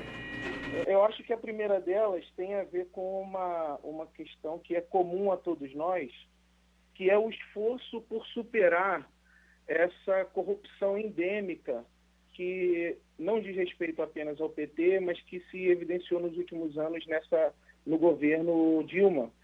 Todos nós queremos superar o estado de falência no qual nos encontramos como Estado e como sociedade também, no sentido da participação política. E eu acho que nada mais contraditório do que querer superar esse estado de falência do Estado. Não existe nada mais contraditório do que ser contra a movimentação por novos espaços ideológicos e por novos espaços de participação. Se eu quero superar a forma como o PT governa, a ética como o PT governa, faz sentido que eu lute por outras institucionalidades, que eu lute por outras formas de ser partido. É nisso que eu acredito, e esse é um dos motivos pelos quais, pela primeira vez na minha breve vida, eu me filiei à rede. Sim. Eu nunca participei de nenhum partido, sou muito jovem e tal, mas eu me filiei à rede, primeiro porque eu encontrei um outro formato de participação que pretende, de cara, superar essas mesmas formas que o programa do senhor condenou esse tempo todo, que eu concordo com todas elas. Então, a gente está tentando criar um partido aqui em São Gonçalo, ou um movimento partido aqui em São Gonçalo, que supere tudo isso que a gente concorda. Não só em São Gonçalo, como a nível nacional, né? O projeto é esse, não é? Exatamente. Mas o que eu quero dizer também é que há uma outra generalização, que é homogeneizar todo o movimento rede no Brasil. Sim. Não é possível mais, devido justamente a essa índole de permitir que a diversidade atue dentro da própria instituição rede, entendeu? Sim. Inclusive, há uma questão estatutária na rede que me atrai muito, e foi por meio dessa questão que eu ingressei na rede, que são, por exemplo, as candidaturas cívicas, que permitem que movimentos sociais, que coletivos da sociedade civil infiram sentido, ensinem formatos e incidam na prática política pela via do partido, considerando que, pela legislação brasileira, a gente ainda não pode participar da política institucional por outra via que não seja o partido, entendeu? Então, há uma diversidade interna na rede muito interessante. E essas generalizações ou essas homogeneizações, elas são prejudiciais, que, na minha opinião, inclusive a democracia, entendeu? Porque se a gente quer uma democracia mais vibrante, mais intensa, a gente precisa permitir que novas formas de organização aconteçam, entendeu? Sem dúvida. Essa é a minha grande militância na rede. Tá certo. Ô Felipe, olha, a gente agradece aí a sua participação. Eu acho que o nosso programa aqui está aberto a isso e eu quero que você, tão logo melhor, a gente possa sentar aqui na nossa mesa para discutir outros problemas. E a gente não pegou, por exemplo, a rede por uma questão de isolamento. Não, eu estou citando a rede porque é um partido hoje de foco a nível nacional e que se pensa, como você, jovem, acaba de dizer, e eu, já nos meus 70 anos, eu gostaria de ver uma mudança que fosse realmente cumprida dentro dos partidos. Eu me decepcionei que eu tive uma escola lá em 78, 80, do PT, que se privatizar era pecado, não era crime não, era pecado, né? Que ser corrupto era pecado, né? E hoje é essa situação. Aí quando a gente vê... É uma traição à própria origem. Aí quando você vê, meu jovem, migração dessas pessoas que apadrinharam tudo isso até agora para dentro de um partido que tem proposta nova, é que você há de convir que o Nelson, com 70 anos, começa a questionar, como é que eu posso mudar alguma coisa com os mesmos? É essa pergunta que vocês vão ter que responder aí na frente. E Nelson Carneiro levantou aqui, te dando a oportunidade, do qual você já disse, certo? A questão é o seguinte, a questão que, por exemplo, falando pelo elo municipal, se a gente reconhece que determinado quadro participou de toda essa movimentação, nós, como elo regional, municipal, a gente tem autonomia para negar a legenda, para não permitir que esses quadros interfiram... Se evolua. Exatamente. Que eles interfiram na construção do partido em âmbito municipal. Assim, a minha sugestão nessa discussão nossa é que a gente não tente entender o que estamos fazendo como rede, por exemplo, como um funcionamento padrão de todos os partidos. Porque não é um funcionamento padrão de todos os partidos. A gente está tentando justamente quebrar essa lógica de, por exemplo, vou contar um caso que o senhor deve conhecer profundamente. Uma pessoa que tenha recurso financeiro e muita influência partidária num outro partido, venha e alugue a legenda municipal investindo financeiramente na instância estadual. Na rede isso não acontece. Se a instância estadual, por exemplo, quiser colocar um candidato que tenha recurso e tudo mais, que seja ex-PT, por exemplo, citando o modelo que você compartilhou aqui com a gente, a nossa instância municipal pode avaliar o histórico legislativo da pessoa, pode avaliar o histórico executivo da pessoa, e se a gente identificar que não há confluência programática e ética, esse camarada ou essa camarada, eles não acessam o coletivo. Sim. E o que é muito interessante hoje é que, se isso não tivesse acontecendo, Nelson, na rede, aqui no município, eu não estaria mais no cenário. Porque eu sou uma pessoa que milita politicamente contra a institucionalidade tradicional do partido. eu acredito que a gente pode superar a institucionalidade, assim, essa hegemonia do partido. E a Rede é o único partido hoje que me cedeu esse espaço, entendeu? Tá certo. Então, isso é muito novo, isso é muito fluido.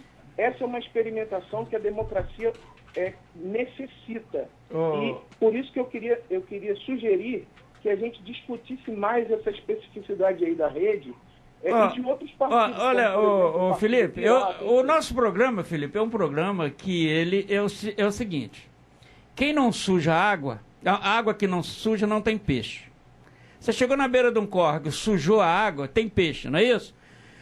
Os fatos que vão levar a rede, por exemplo, como você, representação, o SEBA, que acaba de entrar, que tem um profundo respeito pelo SEBA, que vai ter espaço aqui para falar também sobre a rede. Agora, essa situação é que nós vamos ver, é que vocês vão ter que provar, mostrar que tem que ser diferente, tá certo, meu amigo? Verdade, você tem razão. Tá bom, meu amigo? Eu quero agradecer aí a sua participação e desejar suas melhoras, tá legal, amigo? Muito obrigado pela gentileza. E com certeza você pode ter opiniões aqui favoráveis ou contrárias, mas esse é um processo, é um jogo democrático, tá legal? É verdade, é ótimo. Tá bom, meu amigo? Muito obrigado pelo espaço, amigo. Aquele abraço, fica com Deus. Fica com Deus. Daí, nós falamos com o Felipe, que é do grupo aí da rede, né? Ele, um jovem, embarca num projeto, né? Dentro da base municipal, ele tem como triar para analisar. Por exemplo, a nível nacional, como percebi agora, ele não pôde triar nem Miolon e nem o Randolfo, que fazem parte de uma sustentação de um governo do qual um jovem como ele quer mudança. E aí, vereador? Nelson, eu ouvi atentamente a fala do Felipe, que eu não tive a oportunidade de conhecer aí, mas com certeza em breve... Eu não conheço pessoalmente. Vou ter a oportunidade de conhecer. Eu acho que é um novo caminho, uma nova direção, né? Como ele mesmo falou, a gente não chega à representatividade se não for através de um partido político. Eu hoje, como presidente municipal até da Comissão Provisória do PSD, eu tenho tentado trabalhar na construção da nominata, porque como o partido é o caminho para que se obtenha representatividade, dentro do caminho que a rede está tocando aí, eu busco fazer um filtro, selecionar, tentar entender e conhecer cada um que pleiteia participar do próximo pleito municipal, né? No sentido de quê? Da gente tentar fazer um filtro. Só que eu hoje, em função do modelo estabelecido, por exemplo, se vier uma determinação nacional do partido ou estadual, eu não tenho forças em âmbito municipal para contrapor ou para impedir que qualquer pessoa se filie ao partido, né? Então, a gente sabe que as engenharias, quem manda no partido mesmo é a nacional, que passa uma procuração para estadual, que passa uma procuração para municipal. Então, se não houver um alinhamento, eu digo, vertical dessa estrutura, onde em âmbito municipal o Felipe falha a língua do estadual, que falha a língua do nacional, dificilmente a gente vai ter êxito. Porque eu acho que o caminho é esse. Eu acho que o caminho é a gente filtrar os possíveis candidatos ou maus candidatos, como ele falou ali, pessoas que não comunguem com os valores do partido, dos valores do grupo que norteia ali, porque o que eu digo, a gestão, seja ela em qualquer âmbito, ela é feita por pessoas, né? E pessoas, elas têm autonomia, elas têm poder de decisão. Então, é o que você falou, a gente vive uma questão, como é que você hoje vai esperar um novo posicionamento de pessoas que migraram de outros partidos, que viram muitas coisas erradas e não se posicionaram, acharam por bem, ao invés de mudar, porque é muito mais fácil você sair da lama do que tentar evitar que aquela lama te corrompa.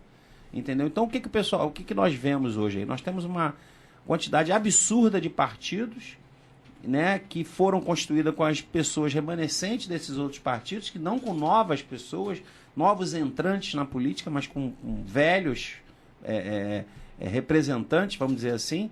E como é que você vai esperar mudança disso? Porque essas pessoas já militaram em outro partido e passaram para outro partido. O que elas fizeram para mudar lá? E hoje tem essa nova oportunidade, porque é difícil você esperar mudanças depois de pessoas com vida longa na política. Eu acho que assim, todos nós temos o direito de ser uma nova pessoa a cada dia, mas só que é difícil em função da cultura, porque eu digo que assim, esse é o desejo da rede. Mas como a rede, será que vai reunir um grupo de pessoas que tenham quantidade de voto para que se estabeleça a representatividade no poder legislativo, no poder executivo? Então, assim, o que leva muitas das vezes, Nelson, é essa coligação entre partidos, essa permissão de que entre qualquer tipo de pessoa, porque o objetivo maior é eleger. Entendeu? É criar representatividade. Capitanear. Então, eu acho que assim, o caminho que a rede está tocando é o caminho que eu penso como pessoa, Marco Rodrigues. Embora o partido nunca me deu essa determinação, isso é uma decisão minha enquanto gestor municipal, vamos dizer assim. E se vier uma ingerência estadual ou nacional, eu sou obrigado a acatar ou então eu sair do partido. Gustavo, a gente fica até imaginando o seguinte, porque as questões que nós temos, quem acompanhou a trajetória petista, nós sabemos que era uma linha ideológica, né? Ideológica, só não sabia que nessa linha ideológica tinha um subterfúgio chamado sacanagem e a corrupção de uma cúpula que o partido não tem nada com isso, mas hoje foca no partido porque é a cúpula, né? É a cúpula que está envolvida nisso. Agora, como é que se muda um partido, por exemplo, até usando a palavra do próprio Felipe, como é que eu mudo? Pode vir a pessoa com um projeto de mudança de consciência com relação a determinado projeto. Mas e a linha ideológica? Nelson, acho que vou voltar até um pouco na fala do João. O João colocou aqui o exemplo de ter assinado diversas vezes para a criação de diversos partidos. E aí vem a questão do multipartidarismo. Você vai para ele por uma questão de solidariedade, seria isso? Solidariedade?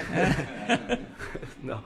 O que eu vejo é o seguinte, o nosso modelo, antes de discutir a ideologia dos partidos, eu penso que tem que ser discutido a criação dos partidos e a própria essência do nosso sistema. O multipartidarismo serve ao nosso país, por isso que eu trouxe o exemplo do João. Ele assinou por diversas vezes para a constituição de vários partidos. Sim. E você vê, não estou satisfeito com esse partido, exatamente porque não tem ideologia nenhuma, vou instituir um outro partido. Mas esse novo partido vai ter ideologia? Segue alguma ideologia? Então, eu penso que tem que ser feita uma leitura, talvez o exemplo americano para o Brasil seja um exemplo interessante que vai dificultar a politicagem e talvez aí sim surja... Quantos partidos americanos tem? Eu não sei. São 2 partidos. 2 partidos. Democratas e republicanos. Então, e que se dividem em grupos e disputam eles dividem em disputa interna e ideologias internas. Exato, mas para a urna só vai os 2. Exato, e qual é a função disso? A vantagem disso para o sistema democrático? É a oposição. Porque uma coisa é a situação posta e outra a oposição. Qual é a função da oposição? Fiscalizar a situação, fazer o contraponto, fazer o debate. No sistema multipartidarismo brasileiro, você verifica que existe uma politicagem, ou seja, os grupos se coligam para formar um bloco e esse bloco... E até para ser líder no Congresso. Exatamente, no final das contas você não verifica no Brasil uma oposição real.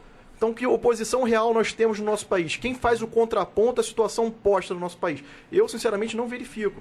Aí volta ao caso do sistema que você está falando, do partido político do PT, né? O Partido dos Trabalhadores, que decepcionou muitos dos seus eleitores, pois o Lula, na década de 80, foi posto como um grande salvador da pátria, foi um herói. Fragmentou a esquerda, né? Não foi só do eleitor, foi fragmentação dos próprios ideológicos dentro da esquerda. Foi posto como um herói da esquerda, vamos dizer assim. O Lula foi vendido como um herói, o cara que ia caçar os corruptos. Se você vê jornais da época, eu gosto de pesquisar, fazer esse repositório de pesquisa, e você verifica, ele era posto como o salvador da pátria, o caçador de marajás, o caçador de corruptos. Esse era o Collor. O caçador de corruptos. De Marajás era o Collor. O caçador de corruptos. No final, os dois estão juntos, né? Você verifica que de braços dados. De mãos dadas, seguindo junto. Então, assim, inclusive dentro da corrupção. Então, assim, por isso que é a confusão, né? Porque no final das contas estão todos juntos. Então, quem faz oposição no país? Eu acho que a primeira questão ele faltou com o que ele comprometeu, que era fazer valer os direitos, vamos dizer assim, de trazer honestidade à gestão. Ele falhou nisso. Falhou e falhou feio. Falhou quase que em tom de deboche com a população e, em especial, com o seu eleitorado. Aí você verifica que nesse sistema todo não teve ninguém a fazer oposição a esse modelo posto. Quem fez a oposição nesse período todo em que o PT esteve à frente? Quem fiscalizou o PT? Você não verifica, porque nesse grupo todo político institucional formou-se um bloco que encaminhou a gestão do país. Agora vem a questão de fazer uma política nova, que é o que a Marina fala, com um modelo velho, captando toda a forma, vamos dizer assim, essas pessoas que já participaram da gestão. Eu não verifico mudança, um novo paradigma, vamos dizer assim, político para o Brasil. Penso que o modelo talvez a ser estudado e talvez discutido seja, sim, fazer só 2 partidos, porque não existe, a gente não verifica ideologia. Até essa própria chamada de esquerda e direita hoje, me desculpem, mas eu não verifico muito sentido nisso. Eu penso que hoje tem que se avaliar o quê? Talvez um Estado máximo ou um Estado mínimo. Eu acho que a discussão vai nesse sentido. Olha, o Estado vai se propor fazer isso, mas tem que fazer de forma eficiente. Foi aquilo que nós conversamos outra vez, Nelson. O Estado hoje, para se comprometer com o cidadão, ele tem que buscar eficiência. Então, se ele não está sendo eficiente, ele começa Vira essa esculhambação que está. Exatamente. Aí ele tem que começar o quê? Então, vamos recolher e vamos ajustar. Se eu não posso fazer bem tudo, eu vou fazer pelo menos bem pouca coisa. Eu acho que é o senso comum, pensa dessa forma. Mas nisso a população sentia o seguinte: ele não fez, mas fez o máximo, o esforço. Não é isso? Agora, quando você fala aí, João, há pouco dia estava conversando com um amigo e eu disse assim: e como é que está o fulano aí com o partido? Não, Nelson, vai entregar o partido e já vai formar um outro partido com um deputado federal. Aí eu começo a imaginar o seguinte, que o partido tem uma insatisfação num determinado partido, ele sai, cria um dono, vira líder e se acopla ao governo e só divide nesse momento da eleição. Aí eu te digo, cada partido, o Marco estava falando aqui uma situação que eu estava imaginando, cada partido tem um dono. Hoje, eu imagino que cada partido tem um dono e que prevalece a opinião de um cidadão e não da coletividade da rede, que hoje se apresenta com um modelo diferente, mas começa a me trazer os mesmos. Essa preocupa, João. Nelson, eu já coloquei isso aqui uma vez no programa. Gustavo, o que eu vejo é o seguinte: nós temos que ter uma reforma ou fazer de novo uma nova Constituição. O erro está na nossa Constituição. Esse é o erro do pluripartidarismo. Por que o erro está na Constituição? Que o Lula provou isso. Para governar, ele tem que dividir. Ele tem que dividir. Hoje nós temos 39 ministérios? 39 ministérios. Quase um ministério para cada partido. Para cada partido. Tá? Então, ele tem que dividir. Por que o erro está na Constituição? Porque nós não temos uma Constituição que é presidencialista, que foi feito plebiscito, que é o presidencialismo, mas ela, pelas mãos do Ulisses Guimarães, que Deus põe em bom lugar, que eu não sei qual é o lugar que ele foi parar, ele fez uma Constituição parlamentarista. Então, o que acontece? Nem o presidente manda, nem o Congresso manda. Fica aquele jogo de compadre. Olha, eu quero aprovar isso aqui, mas aí eu tenho que ter a maioria no Congresso. E aí, para ter a maioria no Congresso, eu tenho que estar molhando a mão de todo mundo. Todo mundo vira primeiro-ministro. Todo mundo vai virar ministro. Essa é a confusão do país. Quando pega, por exemplo, um presidente de um Congresso, como é do Congresso não, da Câmara, como é o Eduardo Cunha, que veio para o confronto, tu viu, o país parou. Foi um ano de país parado. Cunha? Porque ficou batendo um de frente com o outro, o executivo com o legislativo. Então, primeira coisa que a gente tinha que fazer, eu acho que já era a hora, já passou da hora. Desculpe, meu irmão, eu vou discordar de você. Não foi um confronto de legislativo com o legislativo. Foi uma disputa de bandido com bandido. Eu não vou entrar nesse mérito. Bota um poder nessa. Eu estou falando pela visão da Constituição. A Constituição já está na hora de ser revista. Tinha que se fazer para 2018, convocar uma nova Assembleia Constituinte e reformar essa Constituição, que aí a gente vai fazer ao mesmo tempo a reforma tributária, a reforma previdenciária, a reforma administrativa, as reformas que têm que ser feitas, que o seu Lula teve toda a oportunidade de fazer no segundo governo dele e não fez.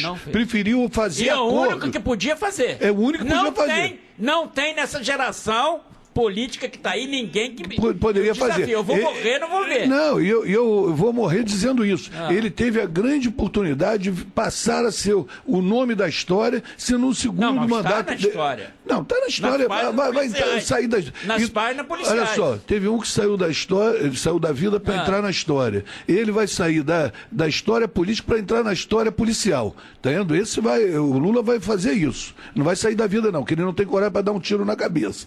O outro ainda teve coragem e deu um tiro no peito, né? Deu um tiro no peito.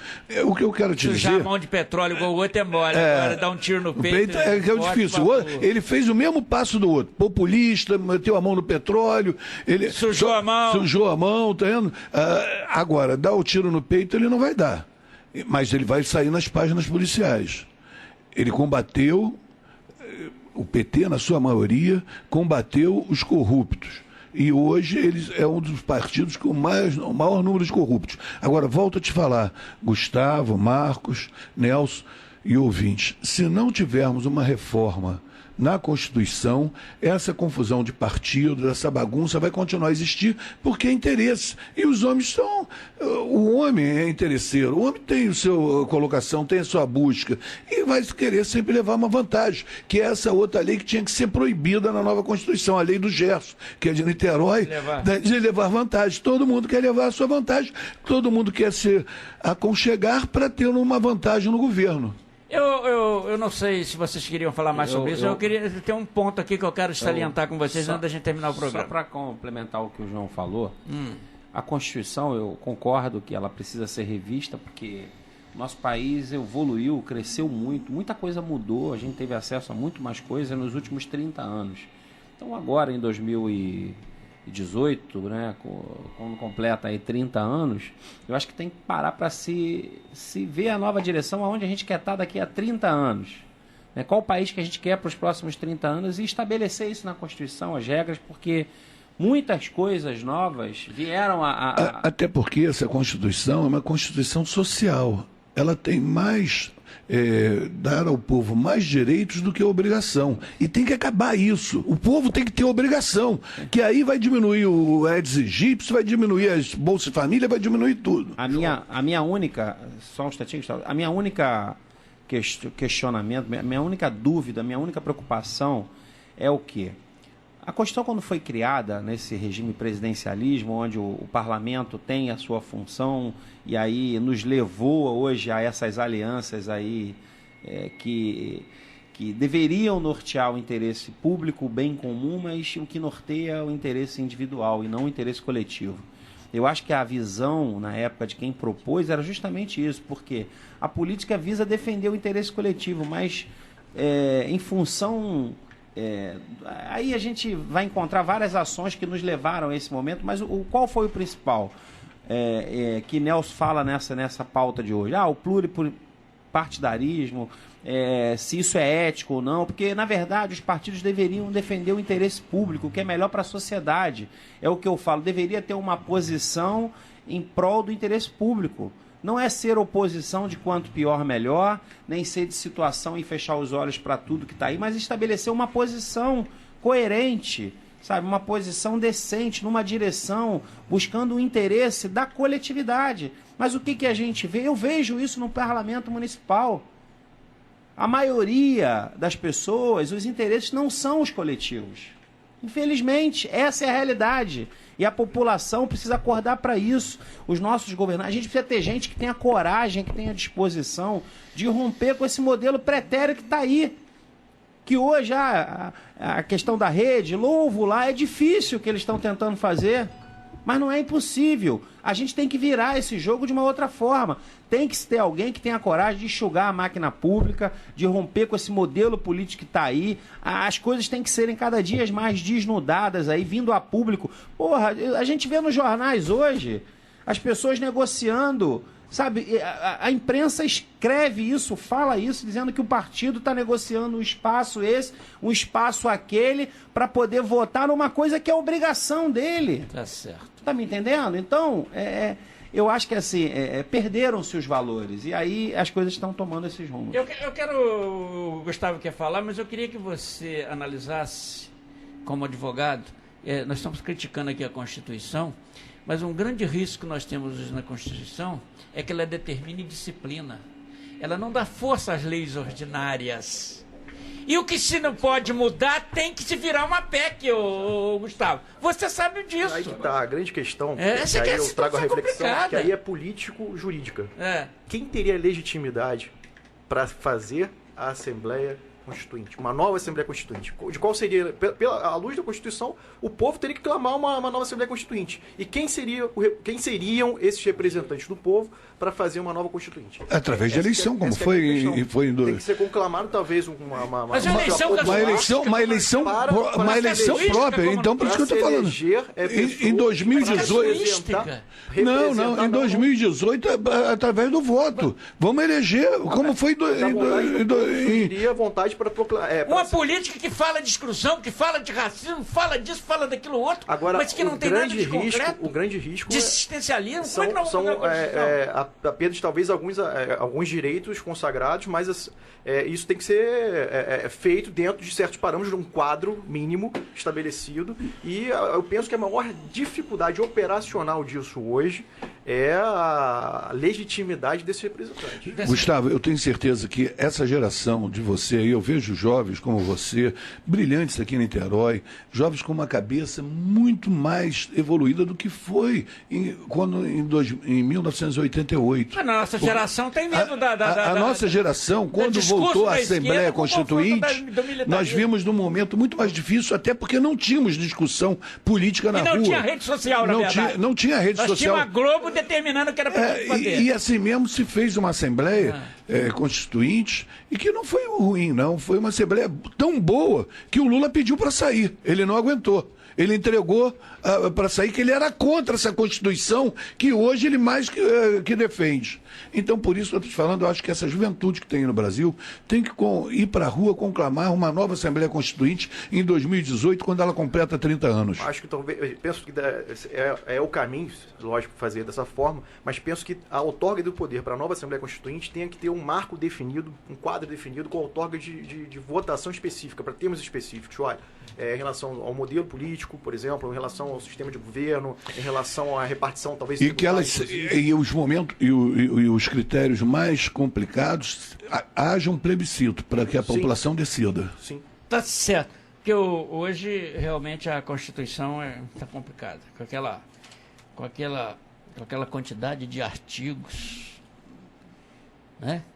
E disciplinamento. Isso é um absurdo. Absurdo. Não dá. Bom, posso fazer uma pergunta? Pode. Será que no meio de tantas mazelas que nós temos no país, políticos envolvidos, nós temos pessoas com caráter de fazer uma Constituição que vai atender às necessidades do país? Quem vai dizer é o povo. Por isso que eu estou falando, porque passou 30 anos, são 3 gerações, e volto a dizer, eu falo pela minha cidade, nós temos uma cidade de jovens com cabeças brilhantes. E tenho certeza que eles iriam trabalhar para isso. Mas com partido com dono não dá. Não. Maluf sendo dono de um partido, Jardim Barbalho sendo dono de partido, e Lula sendo dono de partido, Marina sendo dono de partido. A eleição para convocar... Aécio Neves sendo dono de partido. Quando se fez a convocação da eleição para a Assembleia Constituinte, só tinha 2 partidos, Arena e PMDB. A Arena e MDB. De 88, né? Mas as pessoas que foram votadas ali eram pessoas com uma cabeça brilhante. Eu não vou tirar o mérito das pessoas que estavam ali. O Felipe estava falando aqui, eu percebi, ele dizia assim, Nelson, a sociedade, eu entendi que é o seguinte, que a sociedade poderia, por exemplo, indicar um candidato, um determinado cidadão. Não, é como a carteira de motorista, você só é habilitado se você passar onde? Pelo exame no Detran. Você só é político, você só é candidato se passar pelo crivo do partido político, o qual você diz que tria muito bem e que a rede tenta, mas não consegue barrar, por exemplo, o Moulon, que passou a vida toda dentro do PT, sendo eleito com dinheiro arrecadado das propinas, e agora vir se postar dentro da rede, um projeto sério de um jovem, como eu acabei de ouvir aqui, do Felipe. Porra, meu irmão, aí não dá, a cabeça do velhinho aqui dança, né? Por isso que eu estou falando, vamos dar oportunidade a esses jovens de votar numa nova Assembleia. Em 8 minutos. 8 minutos. Eleições municipais. o processo da reeleição ainda é permitido no Brasil. A Constituição permite. Tá, tudo bem. Prefeito e vereadores se preparam para o confronto nas urnas em outubro próximo. As prefeituras estão com os caixas vazios e os vereadores acuados com a carência dos munícipes que têm saúde, que não têm saúde, saneamento básico e ainda tem que enfrentar um transporte precário e com o preço das passagens caríssimas, né? Na sua opinião, a crise facilita ou não a reeleição dos prefeitos e dos vereadores? Por que eu fiz essa pergunta? Eu vi um cidadão chamado Márcio Panicé, que se tornou popular, dando bilhetinho na época do Charles, para ser atendido, que foi a maior não sei se é epidemia, né? Qual que é a maior? Epidemia ou endemia? Sei lá, epidemia, não sei. A epidemia da dengue no município de São Gonçalo, você deve lembrar disso. E que o Márcio Panicé, você ficava com o meu filho, eu ficava com o meu filho esperando na fila, e o cara assim, ó, o Márcio Panicé, um bilhetinho, o Márcio Panicé, um bilhetinho. Eu digo, por que eu não sou amigo desse Márcio Panicé para ser atendido? E é por isso que eu disse aqui, será que a crise favorece ou não nessa situação no momento da reeleição? João, quero deixar você para o final, Marco. Olha, eu vou ser franco, rapidinho. A crise favorece a quem está de fora, porque é mais fácil bater em quem está dentro. Não estou dizendo que as pessoas que estão dentro também são péssimas, não vou julgar todo mundo, não. Mas, logicamente, essa eleição, eu falei isso aqui, existe um número de propagandas nas mídias sociais dizendo não votem nesses que estão eleitos, não votem nos partidos de esquerda. Não é bem assim, porque nós temos pessoas sérias que... Mas é isso que eu estou te falando. Só que nesse momento de crise, é muito mais fácil você ser pedra do que ser telhado, do que ser vidro. Tá certo. Mas aí eu vejo lá, por exemplo, o processo da reeleição, a dificuldade. Aí nós vemos hoje, por exemplo, vamos citar um prefeito qualquer aí de um município qualquer, não sei se vou citar São Gonçalo para não ser mera coincidência, o cara vai para a rua e combater o mosquitinho da dengue. Muito bem. Aí ele muda uma máquina dentro do setor de saúde, por exemplo, dentro do pronto-socorro, tira de um lugar, bota aqui, pinta de azul e faz uma nomeação e mostra para o povo que é mudança. E aí? Na hora da crise, o eleitor que está desesperado, aonde ele vai? Na marketing? Nelson, a situação tem sempre o favorecimento de ser situação, de poder usar de propaganda institucional. Né? Aqui em Niterói, por exemplo, tem um contrato, salvo engano, de 16 milhões de propaganda. Então, não sei para que investir tanto em propaganda. Somente quem não faz investe tanto em propaganda. Mas, enfim. E a reeleição favorece porque tem toda essa estrutura. A gente coloca aqui quantas secretarias existem, quantas pessoas estão na secretaria. Já foi colocado aqui pelo Marcos, pelo João, quantos cargos existem à disposição. Não, ele, por exemplo, falou de quantos cargos ali? São 7 mil? 7 mil cargos são seus, vereador? São 7 mil seus? Nenhum eu tenho. Então você não vai ter voto deles, com certeza. Então, Nelson, só se com muita numa simpatia, situação dessa, né? A situação, logicamente, por toda evidência, nesse sistema posto, ela sai com flagrante vantagem em cima de qualquer outra situação. Até porque quem vem em oposição, exatamente por conta de serem vários partidos, vem fragmentados. Então, a oposição fragmentada também vai dividir voto, infelizmente.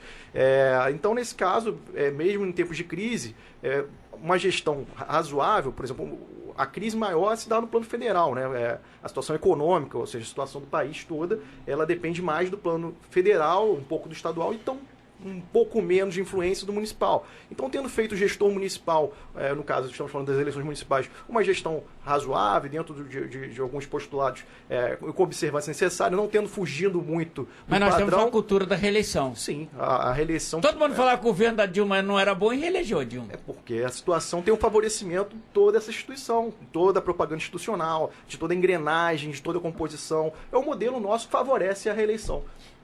Vereador, eu falei alguma bobagem aqui quando eu disse que Márcio Panicé se tornou conhecido dentro, combatendo lá, atendendo as pessoas, etc. Outra coisa, a situação do bilhetinho não é uma situação complicada? É só o amigo do rei que pode emitir os bilhetinhos? Como é que é isso? Nelson. É pergunta ruim. Não, é pergunta boa. Primeiro que assim, a máquina, eu concordo com o Gustavo, a máquina favorece, hoje a crise favorece quem está na máquina, porque ele tem um mínimo, como eu citei aqui, o prefeito lá tem 7 mil cargos comissionados, que vão se sentir ameaçados com a não continuidade dele no poder. Então vão trabalhar no sentido disso. Né? E hoje, o que a gente vê na máquina pública, vê nas campanhas públicas?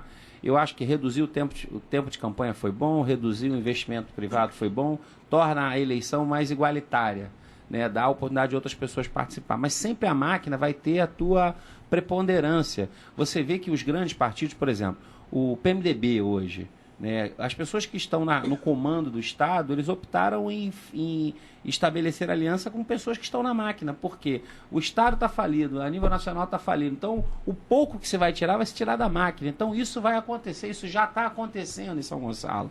Aquela praça começou a ser pintada, aquele tomógrafo ele foi mudado de lugar e foi pintado de azul. Você não queria falar de São Gonçalo, mas acabou falando indiretamente. Não falei nada. Você falou de azul. Até porque ele só anda de azul agora. Até porque o vereador também está de azul. Não, mas ele é azul marinho. O azul seu é azul. Um cara míope igual a mim. Azul molinho é o seu. Azul molinho é o seu. Azul molinho é o seu, Nelson. Então. Vem pra cá gozar da minha cara. Hoje, Nelson. Pô, fica quieto aí que eu sei de Itaboraí, irmão. Hoje, Nelson. Zé Carlos, fica quieto aí. Hoje. Lá nem tem cor. É igual você falou. Né? Eu fiz uma aposta para essa eleição. Qual é a minha aposta? É na pessoa que eu sou, no que eu fiz no período dos meus 43 anos, no meu período como secretário de administração, hoje como vereador, e nos meus valores, e nos valores da sociedade. Eu não sei se isso, porque eu não tenho a máquina, eu não tenho a grana, eu não sei se isso vai valer para mim nessa eleição. Mas eu estou indo para a eleição de 2016, para uma reeleição, apostando nisso, na pessoa que eu sou, no trabalho que eu fiz e nos valores que eu norteio a minha vida. Você conserva. Nas minhas crenças, nos valores que eu conservo. Mas sabe o que eu escuto a todo momento? Pô, Marco, você vai ter uma dificuldade muito grande de se reeleger, porque você não tem a máquina e você não tem dinheiro. Não é amigo do rei. E não sou amigo do rei. Por quê? Porque não é porque eu sou de oposição, não. É porque eu estabeleci uma posição. Porque eu cumpri à risca o juramento que eu fiz no primeiro dia de mandato, que foi de fiscalizar o Poder Executivo Municipal, e assim eu fiz ao longo do meu mandato. Tá certo. Só que isso, aí vê a inversão de valores da sociedade. Né? Para muitos, eu faço errado, porque eu não troco a lâmpada, eu não tapo o buraco, eu não cumpro com o papel do Executivo. Porque normalmente faz, por exemplo, em São Gonçalo, não teve carnaval oficialmente. Nem uma reuniãozinha de madrugada com o prefeito? Uma reuniãozinha de madrugada. Em São Gonçalo, por exemplo, não teve carnaval oficialmente. Mas teve carnaval para os amigos do rei extraoficialmente. Então, quem não é, por exemplo, o meu bairro, a região que eu moro, acaba sendo penalizada e prejudicada porque eu não comungo com as falcatruas e com as sacanagens que são feitas pelo governo municipal. João Gustavo! Um bom final de semana a todos. Mais uma vez, parabéns à minha neta mais nova e meu neto mais velho, João Gustavo e a Lara. E mais uma vez, parabéns à minha esposa por me aturar 35 anos. Parabéns, coitada. Eu vou te contar, hein? Tem que levar rosa para ela. Bom, no próximo sábado nós vamos ter aqui um novo estreante também, como da equipe, que é o doutor Zéia, né? Gente muito boa, né? Vereador. Nelson, obrigado pela oportunidade, foi um prazer estar aqui mais uma vez, participando desse programa, discutindo aqui temas tão relevantes. Um abraço também a todos da mesa e aos nossos ouvintes, e até o próximo. Aí, olha só, uma pessoa da rede, eu não vou citar o nome por uma questão ética, né? Pensamos que íamos apanhar forte, mas foi light. Vocês foram generosos e ficou amigos, foi brincadeira. Gustavo, um abraço, obrigado. Nelson, mais uma vez, obrigado. Quero deixar aqui uma solicitação, já reiteradas vezes, feitas junto ao Tribunal de Justiça. Por favor, consertem as máquinas de boleta do fórum aqui de Niterói. Nenhuma está funcionando, os advogados estão reclamando Niterói? muito. Pelo menos que eu tenho conhecimento em Niterói. São Gonçalo é complicado. São Gonçalo também está... Então, aqui lanço então também para Niterói e São Gonçalo, por favor. De 10 máquinas tem dia que funciona uma. Se Deus quiser, quando você for o presidente da ordem, vai estar consertada. Bom, amém. Eu quero, muito obrigado a todos, eu acho que foi proveitoso aqui. Eu quero dizer que meu irmão estava aqui nos estúdios, não quis participar do debate, né? Não é isso? E meu irmão Josias, uma pessoa que a gente estima muito, é de Jaguarimbé e tal, cara, né? E muito obrigado aqui, mano. E não sentou na tora. Obrigadão, Josias, por tolerar aqui a gente aqui esse tempo todo. Quero externar a alegria de participar aqui desse debate, desse programa, que lá do interior é alcançável o programa. e eu creio que tem atendido muito a comunidade, a nossa sociedade. Parabéns, Nelson, uma alegria conhecer todos vocês. Amigo do meu irmão, meu amigo. Obrigado. Bom, Zé Carlos, obrigado aí pela sua presença. Grande abraço, Nelson. Feliz até igual sábado. pinto no lixo. Graças a Deus. Trouxe hoje a cúpula de Itaboraí pra cá. Você tá falando que é amigo do rei? Eu sou amigo do rei, que é Rei Nelson aí. Rei Nelson. Tá certo. Tá de azul. Rei Obrigado. Molim também, né? Não tem nada contra o Molim, não. Eu votei no Molim 2 vezes, mas não é por isso que eu vou deixar de cobrar os seus erros. Gente boa. E se ele tem elogios, é uma parte que eu achei que ele ia fracassar. É porque eu nunca vi quem faz assistência social ser bom administrador, me desculpe. Mas, infelizmente, entre os piores e os melhores, eu achei que ele era o menos pior. Se Deus quiser, vai melhorar. Eu tenho respeito por você. Agora, quando relação a essa situação, tá complicado. Vem eleição agora. Em 2017 vai melhorar. Não, eu não vou. Eu não faço campanha. Tá certo? Meu amigo Pedro Luca, muito obrigado. Você, ouvinte, aqueles que nos acompanharam. E até o próximo sábado, se Deus quiser. Olha, sábado o bicho vai pegar aqui novamente, hein? Não sei se a gente vai ser tão generoso aqui não, tá bom? Aquele abraço. Sua cidade e seus valores. Comandando Nelson Carneiro.